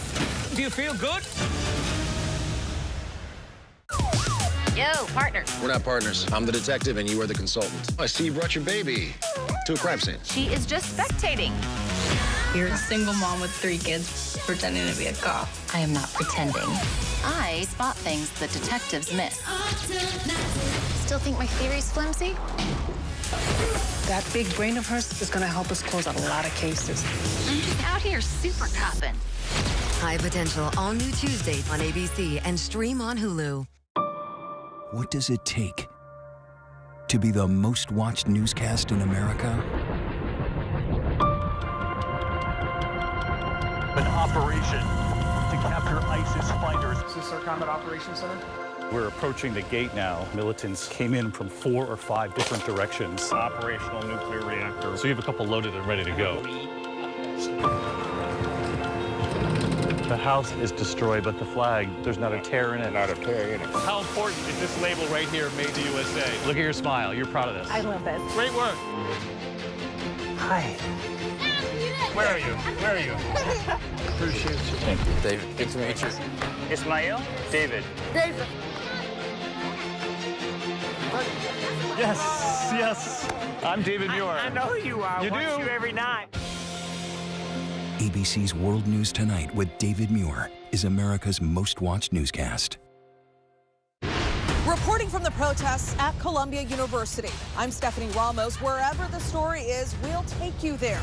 You're streaming ABC News Live. A former NFL quarterback arrested, a kayak rescue, and a judge puts an end to a voter purge. These stories and more in tonight's Rundown.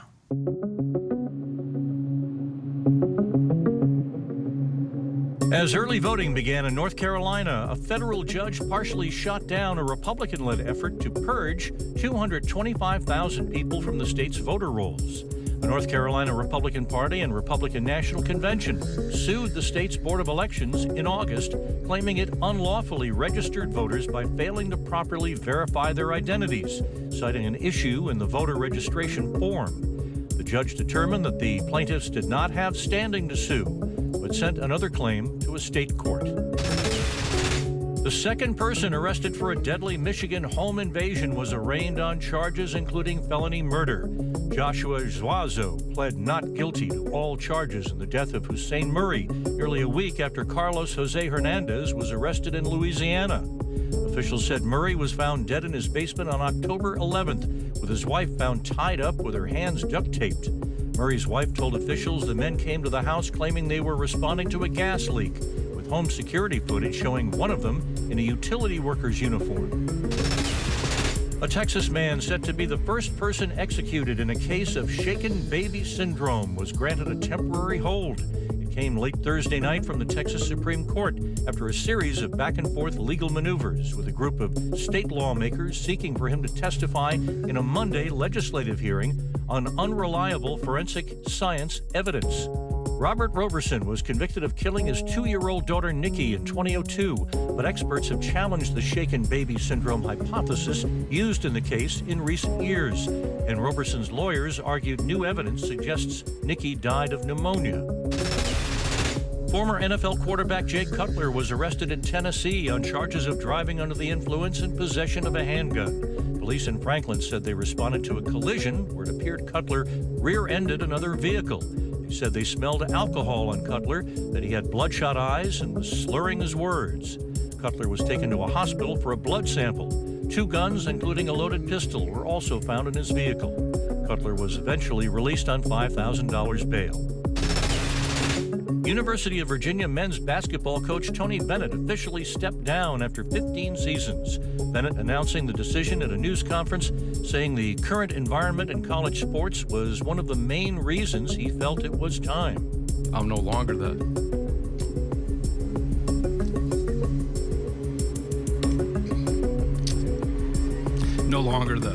best coach to lead this program.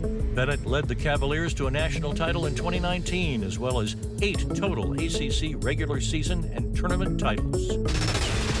A 17-year-old kayaker was rescued by the Coast Guard in Hawaii after spending nearly 12 hours clinging to his kayak off of Oahu's south shore. The Kayaker was separated from his high school paddling team Wednesday afternoon. He was spotted by a Coast Guard aircraft early Thursday and eventually reached by an off-duty lifeguard by boat. The teen was taken to the hospital in serious but stable condition. They are some of the most internationally decorated and celebrated musicians who have now decided to join powers again. Natalia Lafourcade and Gustavo Dudamel. The pair brought their whimsical sounds to the Hollywood Bowl. Our Alex Perez got a chance to sit down with the two for a wide-ranging discussion.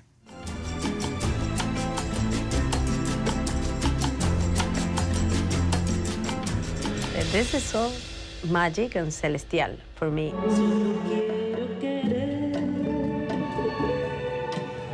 Some 22 years after her debut album, the magic of performing the stage never gets old for acclaimed singer Natalia Lafourcade. When you get on stage, do you still have the butterflies? Do you still feel that feeling when you're walking onto the stage? Yes, of course. So I feel nervous, and I feel like all those kind of things and butterflies in my belly. She is one of the most lauded and awarded Latin artists. She's the boss. I see music as a master, and it is something that I get to do, and I am so fortunate for that. 17 Latin Grammys under her belt, making her the most awarded female artist in the history of the Latin Recording Academy. Oh, and 4 Grammys, too. And I love the fact that what I love makes so many people so happy. The emotions and excitement on this day at the historic Hollywood Bowl in LA. Taking the stage for 2 sold-out performances accompanied by the LA Philharmonic and its superstar conductor, Gustavo Dudamel.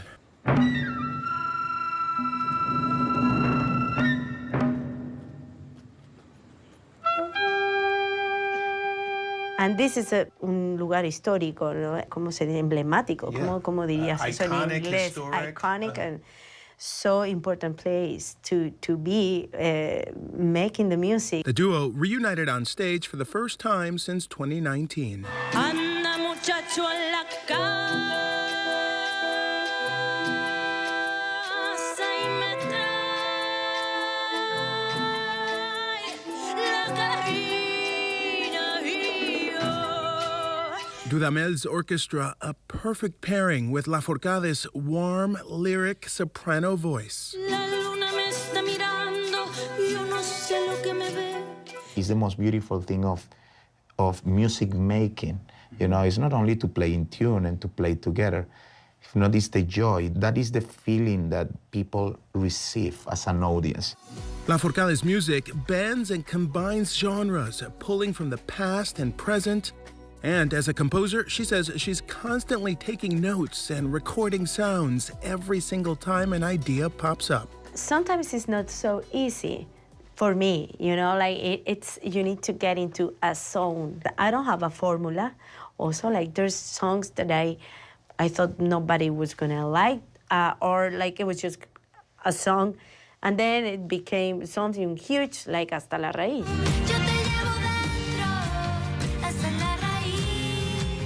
Released in 2015, Hasta la Raíz is still one of her most popular and most played hits. I never imagined how people were going to take those songs for their lives, and it was going to be so special. ¿Cuál es tu raíz cuando cantas esa canción? What do you think about when you were singing that song? Now I think it's many things. It means my parents, my family, my culture, my roots. But it is also the stage, which for me is my other place to be able to give what I love the most and what I believe has become something that is good for people and for life and for this world.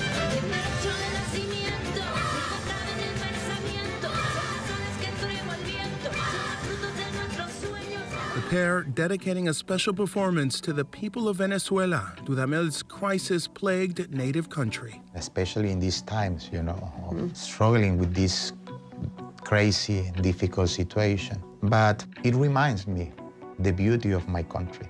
And it makes me be hopeful for my people, because I'm sure, you know, we will pass these times, we will evolve. We have to always think in that way, be positive. Even in crisis, you know, try to make things work. But this is a way to say we love Venezuela, we love all Latin America, we love all the world. Quiero agradecer muchísimo, Gustavo. Together, on a stage like this, their connection is key. ¿Y si volteas a mirarlo a él cuando están ahí arriba? Sí, nos estamos mirando, hay entradas, tenemos que estar siempre conectados ahí.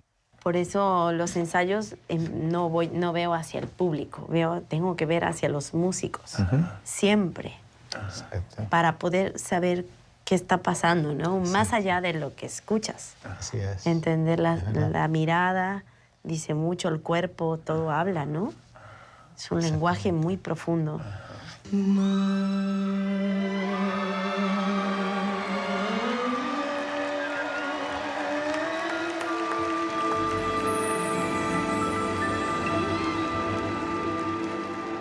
A profound partnership they hope will leave everyone wanting more. Doc Rivers is a legend on and off the court, a head coach from the Milwaukee Bucks, and no stranger when it comes to social justice and voting rights. And he's taking this election beyond just the hardwood. ABC's DeMarco Morgan had the opportunity to sit down with the basketball legend. Here's part of that conversation. I am so excited that you're with us. This is a dream come true for me to be sitting across from you. For me as well. As I told you, I'm a huge fan, huge fan. Thank you so much, man. So it's a busy time. We're a couple of weeks out from the election. You've been just as busy off the court, off the sidelines. Your thoughts when it comes to voting right now, how crucial is that? It's crucial. And I look at voting as like in a two-piece set. Like, number one, we have fought to vote, minorities, women, and use it. You're one of the greatest NBA coaches in our lifetime. What do you say to those who say you should just stick to coaching, get out of politics? Well, we all should stick to whatever we do if you go by that. You should stick to doing TV. I should, of course, it's just ridiculous. Everyone has to raise a village, right? We all have to put our hands in. You can still have a voice. Now, your choice is not to listen to me, and that's fine, but I am free to talk what I believe in. And so is everybody. I wish we had more compassion for everyone talking. It was just last week that former President Barack Obama had a message for black men when it comes to voting, and he said it's unacceptable to sit this one out. Your thoughts about that? I agree 100% with President Obama. But there are black men who are out there that feel hopeless. They don't believe a vote helps them in either way, and I'm here to tell them they're wrong. But how much of that do you think, depends on the fact that Harris is a woman? Oh, it's big. There's people who will not vote for Kamala Harris only because she's a woman. She would be the most qualified person in the history of our election. She's already worked for all three branches. We're here in Milwaukee because the state of Wisconsin is a battleground state. Yeah. You look at the GOP, who hosted the RNC here. Yeah. This was one of Harris's first stop when she was moved up to the ticket. Good evening, Milwaukee! Your thoughts on the crucial time for Wisconsin voters who could decide the next president? Yeah, just think Wisconsin could be the most powerful state in the union. You can look at it that way. I think this state is ready for that. You've been in the game. You're a legend. We all know you. Does it still bother you that we are as divided as ever now? Yeah, it hurts me. It's probably why I am so involved in this election, because our country should be coming together. And I felt like we were, and now we're not. We're all immigrants who live in this country. It's not right to typecast them as bad people. We got to get to the decency, we got to get to honesty, and we got to get to working together. If America looked at themselves as a basketball team, they wouldn't be winning right now because they're not together. Those who are still on the fence. Wisconsin has a huge independent population. Yes. They're just going to vote for who they think is the right person. That's what I think is so unique about Wisconsin. A lot of the places that are swing states, it's not because a lot of independent voters. There's a lot of voters who just haven't made up their mind which way they're going. And I got a feeling you're not going anywhere anytime soon. I'm not going anywhere. I'm going to keep speaking, and I hope I'm speaking the truth. And DeMarco Morgan joins us now. DeMarco, thank you as always for that. Thank you for your reporting. It is so great to see you in person. I'm just my as friend. excited to see you, I man. know. We could do this all day. All day. But what stood out to you in addition to what you guys talked about from that conversation? Well, I mean, clearly he's working for the Harris campaign, but the one thing that stood out to me, he was so much, impressed with the fact that he's out there working to get people just to exercise their right to vote. Whether you're voting independent, Republican, or Democrat, he just wants people to get out there and vote. And a lot of times he's had the conversation with his players. Of course, it's pretty tough when you put yourself in those positions, when you get into any type of politics and you're on the celebrity level or you have their platform. But he wanted to be very clear with everyone that he's come into contact with. Of course, he wants you to vote for his pick, but at the end of the day, it's about exercising your right to vote. And he's been fighting for voting rights and social justice for decades now. In a crucial swing state, too. I mean, Crucial Wisconsin, crucial swing state. But I guess I want to go back to the fact that this is a huge undertaking for him. How does he find the time to fit all of this in? I know, he's the head coach for the Milwaukee Bucks. How do you find the time, right? Actually, the next day after watching our story, he was at one of the local barbershops there in the community, G's Clippers, and he was speaking to voters, specifically African-American men, who, if you remember those comments from former President Barack Obama, who said that he was calling them out because of their lack of support for the VP there. But he was specifically speaking to that young group there at a barbershop. And that's just one of the many stops where he's around, the state, also around the entire country. I think he still has this place in California. He said he talks to people out there trying to encourage them to vote as well. But the bottom line, again, I can't stress it enough, and it was something that, again, stood out to me. Even though he is working with the Harris campaign, the bottom line is he wants people to get out there and vote. He calls it the most crucial election of our lifetime. DeMarco Morgan, my friend, so good to see you as always. Good to be here. Absolute pleasure. Thank you. Thank you. That's our show for this hour. I'm Jay O'Brien, in for Linsey Davis. Stay tuned to ABC News Live for more news, context, and analysis of the day's top stories. Thanks for streaming with us.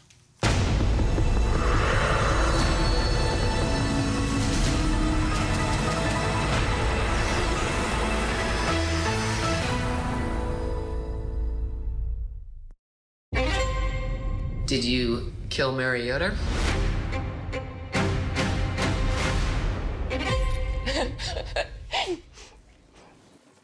Sorry. No, I did not kill Mary Yoder.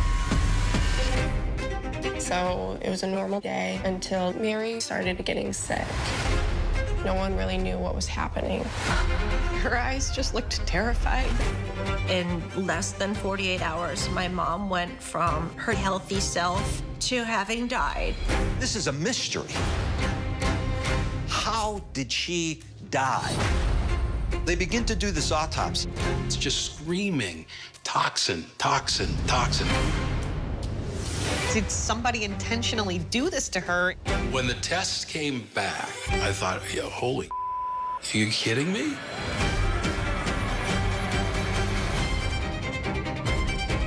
I had dated Adam. I was scared of him. It changed the way I see the world. She was really afraid for her life. I do think Bill could have killed Mary. His wife died in July, and in November, he was dating his sister-in-law. There was nothing in the world that was making sense at that point. Caitlin Conley was guilty as sin. Are you okay? I'm scared. This girl thought she was smarter than everybody else. But there's another side to Caitlin Conley. Well, I'm not buying this little Miss Innocent game.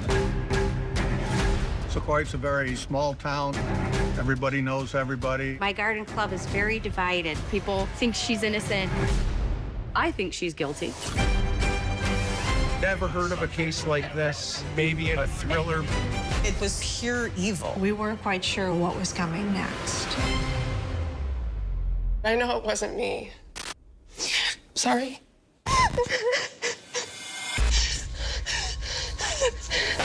So, if it wasn't me, who was it? Little Miss Innocent. Passion, poison, prison. Only on Hulu. You're watching America's #1 streaming news, ABC News Live. Breaking news, exclusives, live reporting across the globe. Keep streaming with ABC News Live. Whenever, wherever news breaks, it's so important to always remember that lives are changed. Here in London, in Buffalo, Uvalde, Texas, Edinburgh, Scotland. Reporting from Rolling Fork, Mississippi. Ukrainian refugees here in Warsaw. We're heading to a small community outside of Mexico City. Getting you behind the stories as they happen. ABC News Live Prime. We'll take you there. Stream ABC News Live weeknights wherever you stream your news. Only on ABC News Live. Attention teachers, no child is to be sent to the principal's office today. Kids, if you want to do crime, now's the time. Happy first day of school.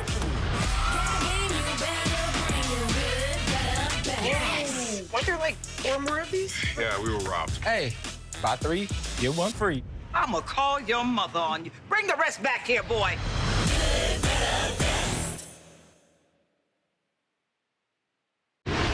Reporting from the path of Hurricane Helene in Tallahassee, Florida, I'm Mike Ajachi. Wherever the story is, we'll take you there. You're streaming ABC News Live.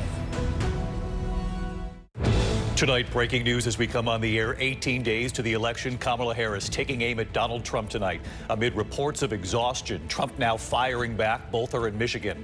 Also tonight, the passenger jet and a near collision in midair and the fire breaking out. The images coming in right now. Several homes in flames and now the evacuations. First tonight, Donald Trump and Kamala Harris both in Michigan. Harris going after Trump for refusing another debate with her and turning down interviews. And the new report tonight, Trump turned down a new interview because of exhaustion. What Trump just said about that. And the fight for Michigan with Harris and Trump both in Detroit tonight, a city Trump insulted just days ago. The images coming in at this hour, this fast-moving fire in Oakland, California, several homes up in flames. The evacuations now underway. The passenger jet and the near midair disaster, an American Airlines passenger jet and a Cessna suddenly entering the same airspace, 400 feet from one another. The American pilots alerted by their warning system. The stunning new video here tonight, an Israeli tank firing on that building where the mastermind of the October 7th attack was hiding. Tonight, Israeli authorities say he was killed reportedly by a gunshot to the head. And now the question, had that Hamas leader been hiding near the hostages who'd been killed? Tonight, new developments in the case of the Menendez brothers nearly 3 decades after their murder conviction. Could they soon go free? And tonight, right here, the never-before-seen moment from their interview with Barbara Walters. The brothers side by side and the moment, what they told Barbara about the trauma they say they endured. Tonight, we're tracking a massive blackout across Cuba after the electric grid goes down, plunging the island nation into the dark. The Coast Guard rescuing a 17-year-old in the water on a high school trip. He'd been clinging to his kayak for 12 hours. And made in America tonight, grown in America, the pumpkin patches across this country waiting for you to pull in this weekend. From ABC News World Headquarters in New York, this is World News Tonight with David Muir.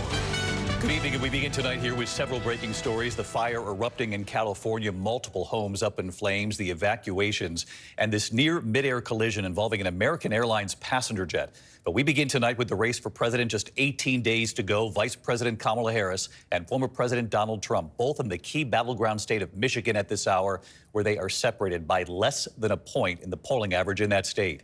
And tonight, Vice President Harris going after Trump for refusing another debate with her and for turning down interviews. She went on 60 Minutes. He said no because of fact-checking. And now the new report tonight that his campaign turned down a new interview because of exhaustion. Tonight, Trump insisting he's not exhausted and he's back in a Detroit suburb endorsed by that city's Democratic mayor. Tonight, he'll be in Detroit, a city he insulted just days ago. He's in a fight for Michigan again, where he won in 2016, but where he lost in 2020. ABC's Rachel Scott leading us off from Detroit tonight. Tonight, with just 18 days to go, Vice President Kamala Harris and former President Donald Trump in the same state, the battleground state of Michigan. In fact, they'll be in the same city, Detroit. Welcome to Michigan. In Michigan, Harris and Trump are separated by less than 1 point in the polls. Harris remains laser-focused on trying to win the so-called blue wall states, Pennsylvania, Michigan, and Wisconsin. 3 stops in Wisconsin yesterday, 3 stops in Michigan today. And in these final days, clearly sharpening her attacks against Trump. We are clear. Someone who suggests we should terminate the Constitution of the United States should never again have the privilege of standing behind the seal of the President of the United States. Never again. Never again. Never again. And overnight in Wisconsin, when anti-abortion protesters tried to interrupt. Oh, you guys are at the wrong rally. No, I think you meant to go to the smaller one down the street. For weeks, Harris has been challenging Trump to another debate. He has refused. Trump turned down 60 Minutes over fact-checking. And tonight, Harris jumping on reports the Trump campaign turned down another interview because Trump is exhausted. And now he is ducking debates and canceling interviews. Come on. And check this out. His own campaign team recently said it is because of exhaustion. Well, if you are exhausted on the campaign trail, it raises real questions about whether you are fit for the toughest job in the world. Trump on the defensive. What event have I canceled? I haven't canceled. She doesn't go to any events. She's a loser. She doesn't go to any events. I've gone 48 days now without arrest, and I've got that loser who doesn't have the energy of a rabbit. Tell me when you've seen me take even a little bit of a risk. Not only am I'm not even tired. I'm really exhilarated. In 2016, Trump won Michigan by just over 10,000 votes. In 2020, Trump lost by 154,000 votes. And just last week, while campaigning here in Detroit, Trump insulted the city he was campaigning in. Our whole country will end up being like Detroit if she's your president. You're going to have a mess on your hands. Trump today visiting his campaign office in the city of Hamtramck outside Detroit, where he's been endorsed by the Democratic mayor. Michigan has one of the largest Arab American populations in the country, and Trump is trying to appeal to Arab American voters who are frustrated by the Biden administration's handling of the war in Gaza.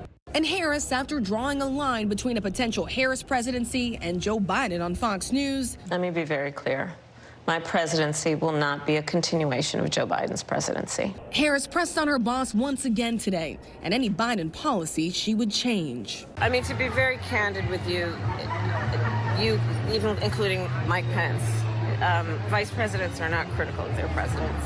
I think that really actually, in terms of the tradition of it and also just going forward, it does not make for a productive and important relationship.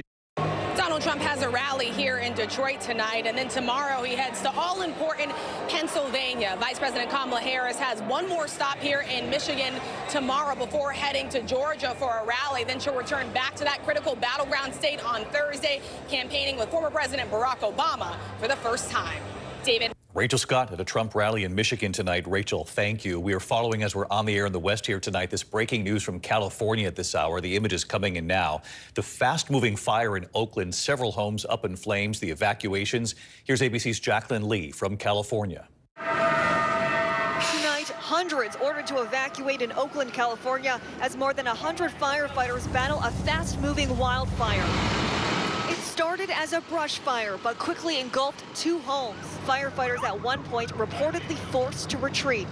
The fire was going, and then it jumped over onto the church property and started to go up the backside of the hill and then the house on the corner.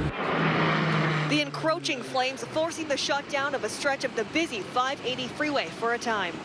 David, authorities say forward progress has been stopped on that fire. Red flag warnings remain through tomorrow night throughout most of the state. David. Jacqueline Lee with us on the late developments from California. Jacqueline, thank you. And tonight we're learning more about a near mid-air disaster. An American Airlines passenger jet and a Cessna suddenly entering the same airspace. They were just 400 feet from one another. The American Airlines pilots were then alerted by their warning system. Gio Benitez covers aviation. Tonight, the FAA investigating how a packed 737 and a Cessna nearly collided head-on in midair this week over Texas. If you want to declare a near miss, let us know. American Airlines Flight 2587 was making its final approach to Austin Bergstrom International Airport around 10:45 a.m. Wednesday in foggy conditions when, according to the FAA, a single-engine Cessna R-182 unexpectedly entered the flight path. This animation showing the Cessna, which at the time was not in communication with air traffic controllers, flying underneath the American plane, coming within 400 feet of it. The American crew alerted by the plane's Traffic Collision Avoidance System, or TCAS, the system warning the pilots to change course immediately to avoid a mid-air collision. Did you ever see him the second time around? We saw when he flashed us and flew right into us. There were a series of things that led up to this near mid-air collision, but the American jet had a capability on board that would warned it and told it to turn away from this small, light civil aircraft. So at the end of the day, it was the technology on board the American aircraft that saved this from becoming a disaster. And David, just days ago, the FAA began auditing 45 of the nation's busiest airports to really understand why we're seeing so many of these close calls. David. Gio Benitez with us tonight. Gio, thanks. Overseas tonight, the stunning new video now emerging, an Israeli tank firing on the building where the mastermind of the October 7th attack was hiding.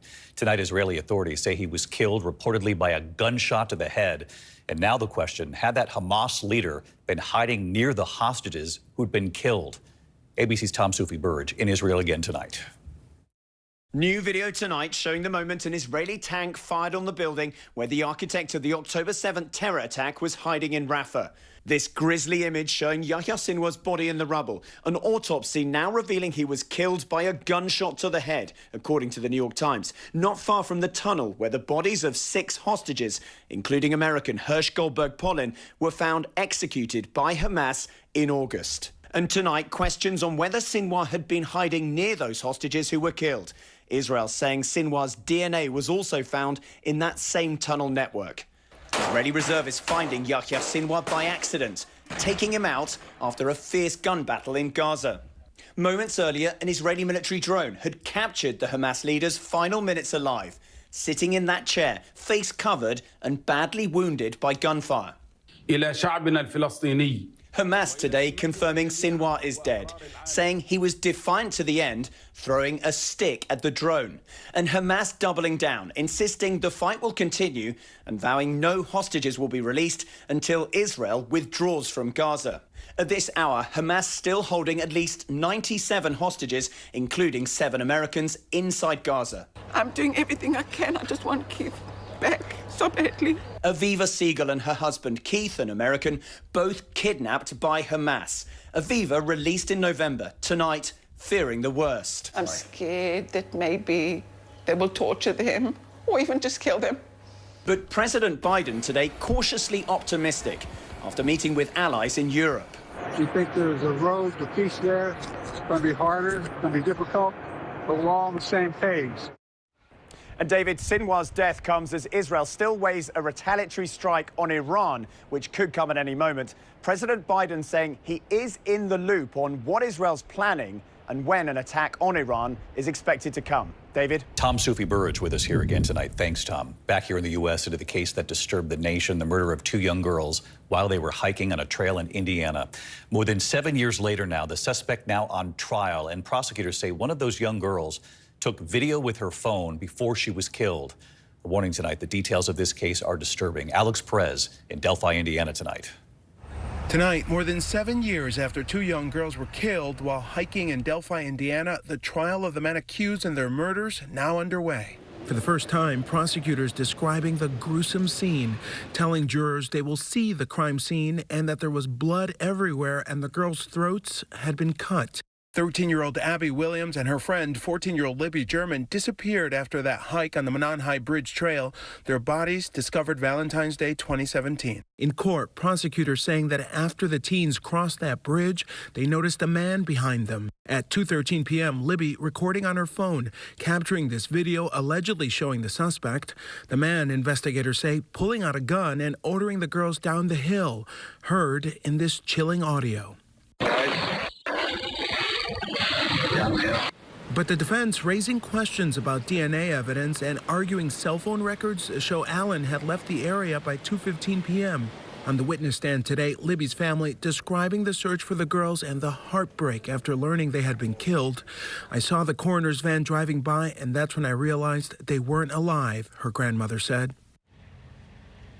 And David, the jury will be sequestered for this trial. The judge has ruled that more than 60 alleged confessions Allen made while in custody can be used in court. David? Alex Perez tonight. Thanks, Alex. Tonight we're following new developments in the case of the Menendez brothers nearly 3 decades now after their murder conviction. Could they soon go free? Later tonight, right here, a 2020 primetime special on the case, why it's back in the news. But this evening, right here, the never-before-seen moment from their interview with Barbara Walters, the brothers side by side on the trauma they say they endured. Here's Judu Chang. After 35 years behind bars, the notorious Menendez brothers are just days away from learning if prosecutors will recommend a resentencing for the shotgun murders of their parents in their Beverly Hills mansion. Lyle and Eric were failed by the very people who should have protected them, by their parents, by the system, by society at large. Just this week, members of the Menendez family, including Kitty's own sister, who is 92, pleading for mercy. Seizing upon the renewed media frenzy surrounding the case with a popular Netflix documentary and a controversial drama series. Tonight, in this never-before-seen moment from Barbara Walters' exclusive interview with the brothers after their conviction, Lyle described a bond born out of shared trauma. It's hard for people to understand, I guess, how close the two of you are. On the other hand, had you not been that close, all of this might never have happened. It's true. I think in the environment we grew up in, home was like a fearful, demeaning place. And for Eric and I bet it's probably not uncommon for siblings that grow up in those kind of homes to be unusually close. And because they have to be there for each other and there's so much stress. Prosecutors are now weighing evidence that seems to support their claims of sexual abuse at the hands of their father, including a new allegation from Roy Rossello from Menudo, who says Jose Menendez, a once powerful record executive, molested him too. And there's that letter Eric wrote to his cousin months before his murder, describing his fear of his father's alleged abuse. That cousin, Andy Cano, testified that Eric had confided in him. He told me never to reveal it to anybody, to promise him that I would keep it a secret between us. DA George Gascon could make his decision as early as next week. Do you think the Menendez brothers will walk free someday? Given the totality of the circumstances, I don't think that they deserve to be in prison until they die. Our thanks to Juju Chang tonight. Later this evening, that special edition, 2 hours of 2020, 9 p.m. Eastern, on why the case is now back in the news. Much more from the Barbara Walters interview as well. The Menendez brothers' reversal of fortune, 9 p.m. Eastern, right here on ABC. Tonight, a massive nationwide power outage in Cuba, plunging 10 million people into the dark. Residents waking up to no electricity, using flashlights and candles. Authorities say one of the island's major power plants failed, knocking the entire grid offline. When we come back tonight, the school trip and the boy clinging to his kayak for 12 hours before help arrived. And you'll see the images in a moment. And if you love the fall foliage and the pumpkins, tonight's Made in America is for you. It's not about the fear or the danger or the risk. It's about the love of flying.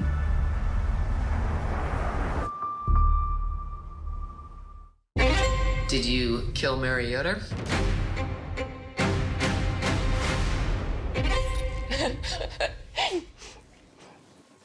Sorry. No, I did not kill Mary Yoder.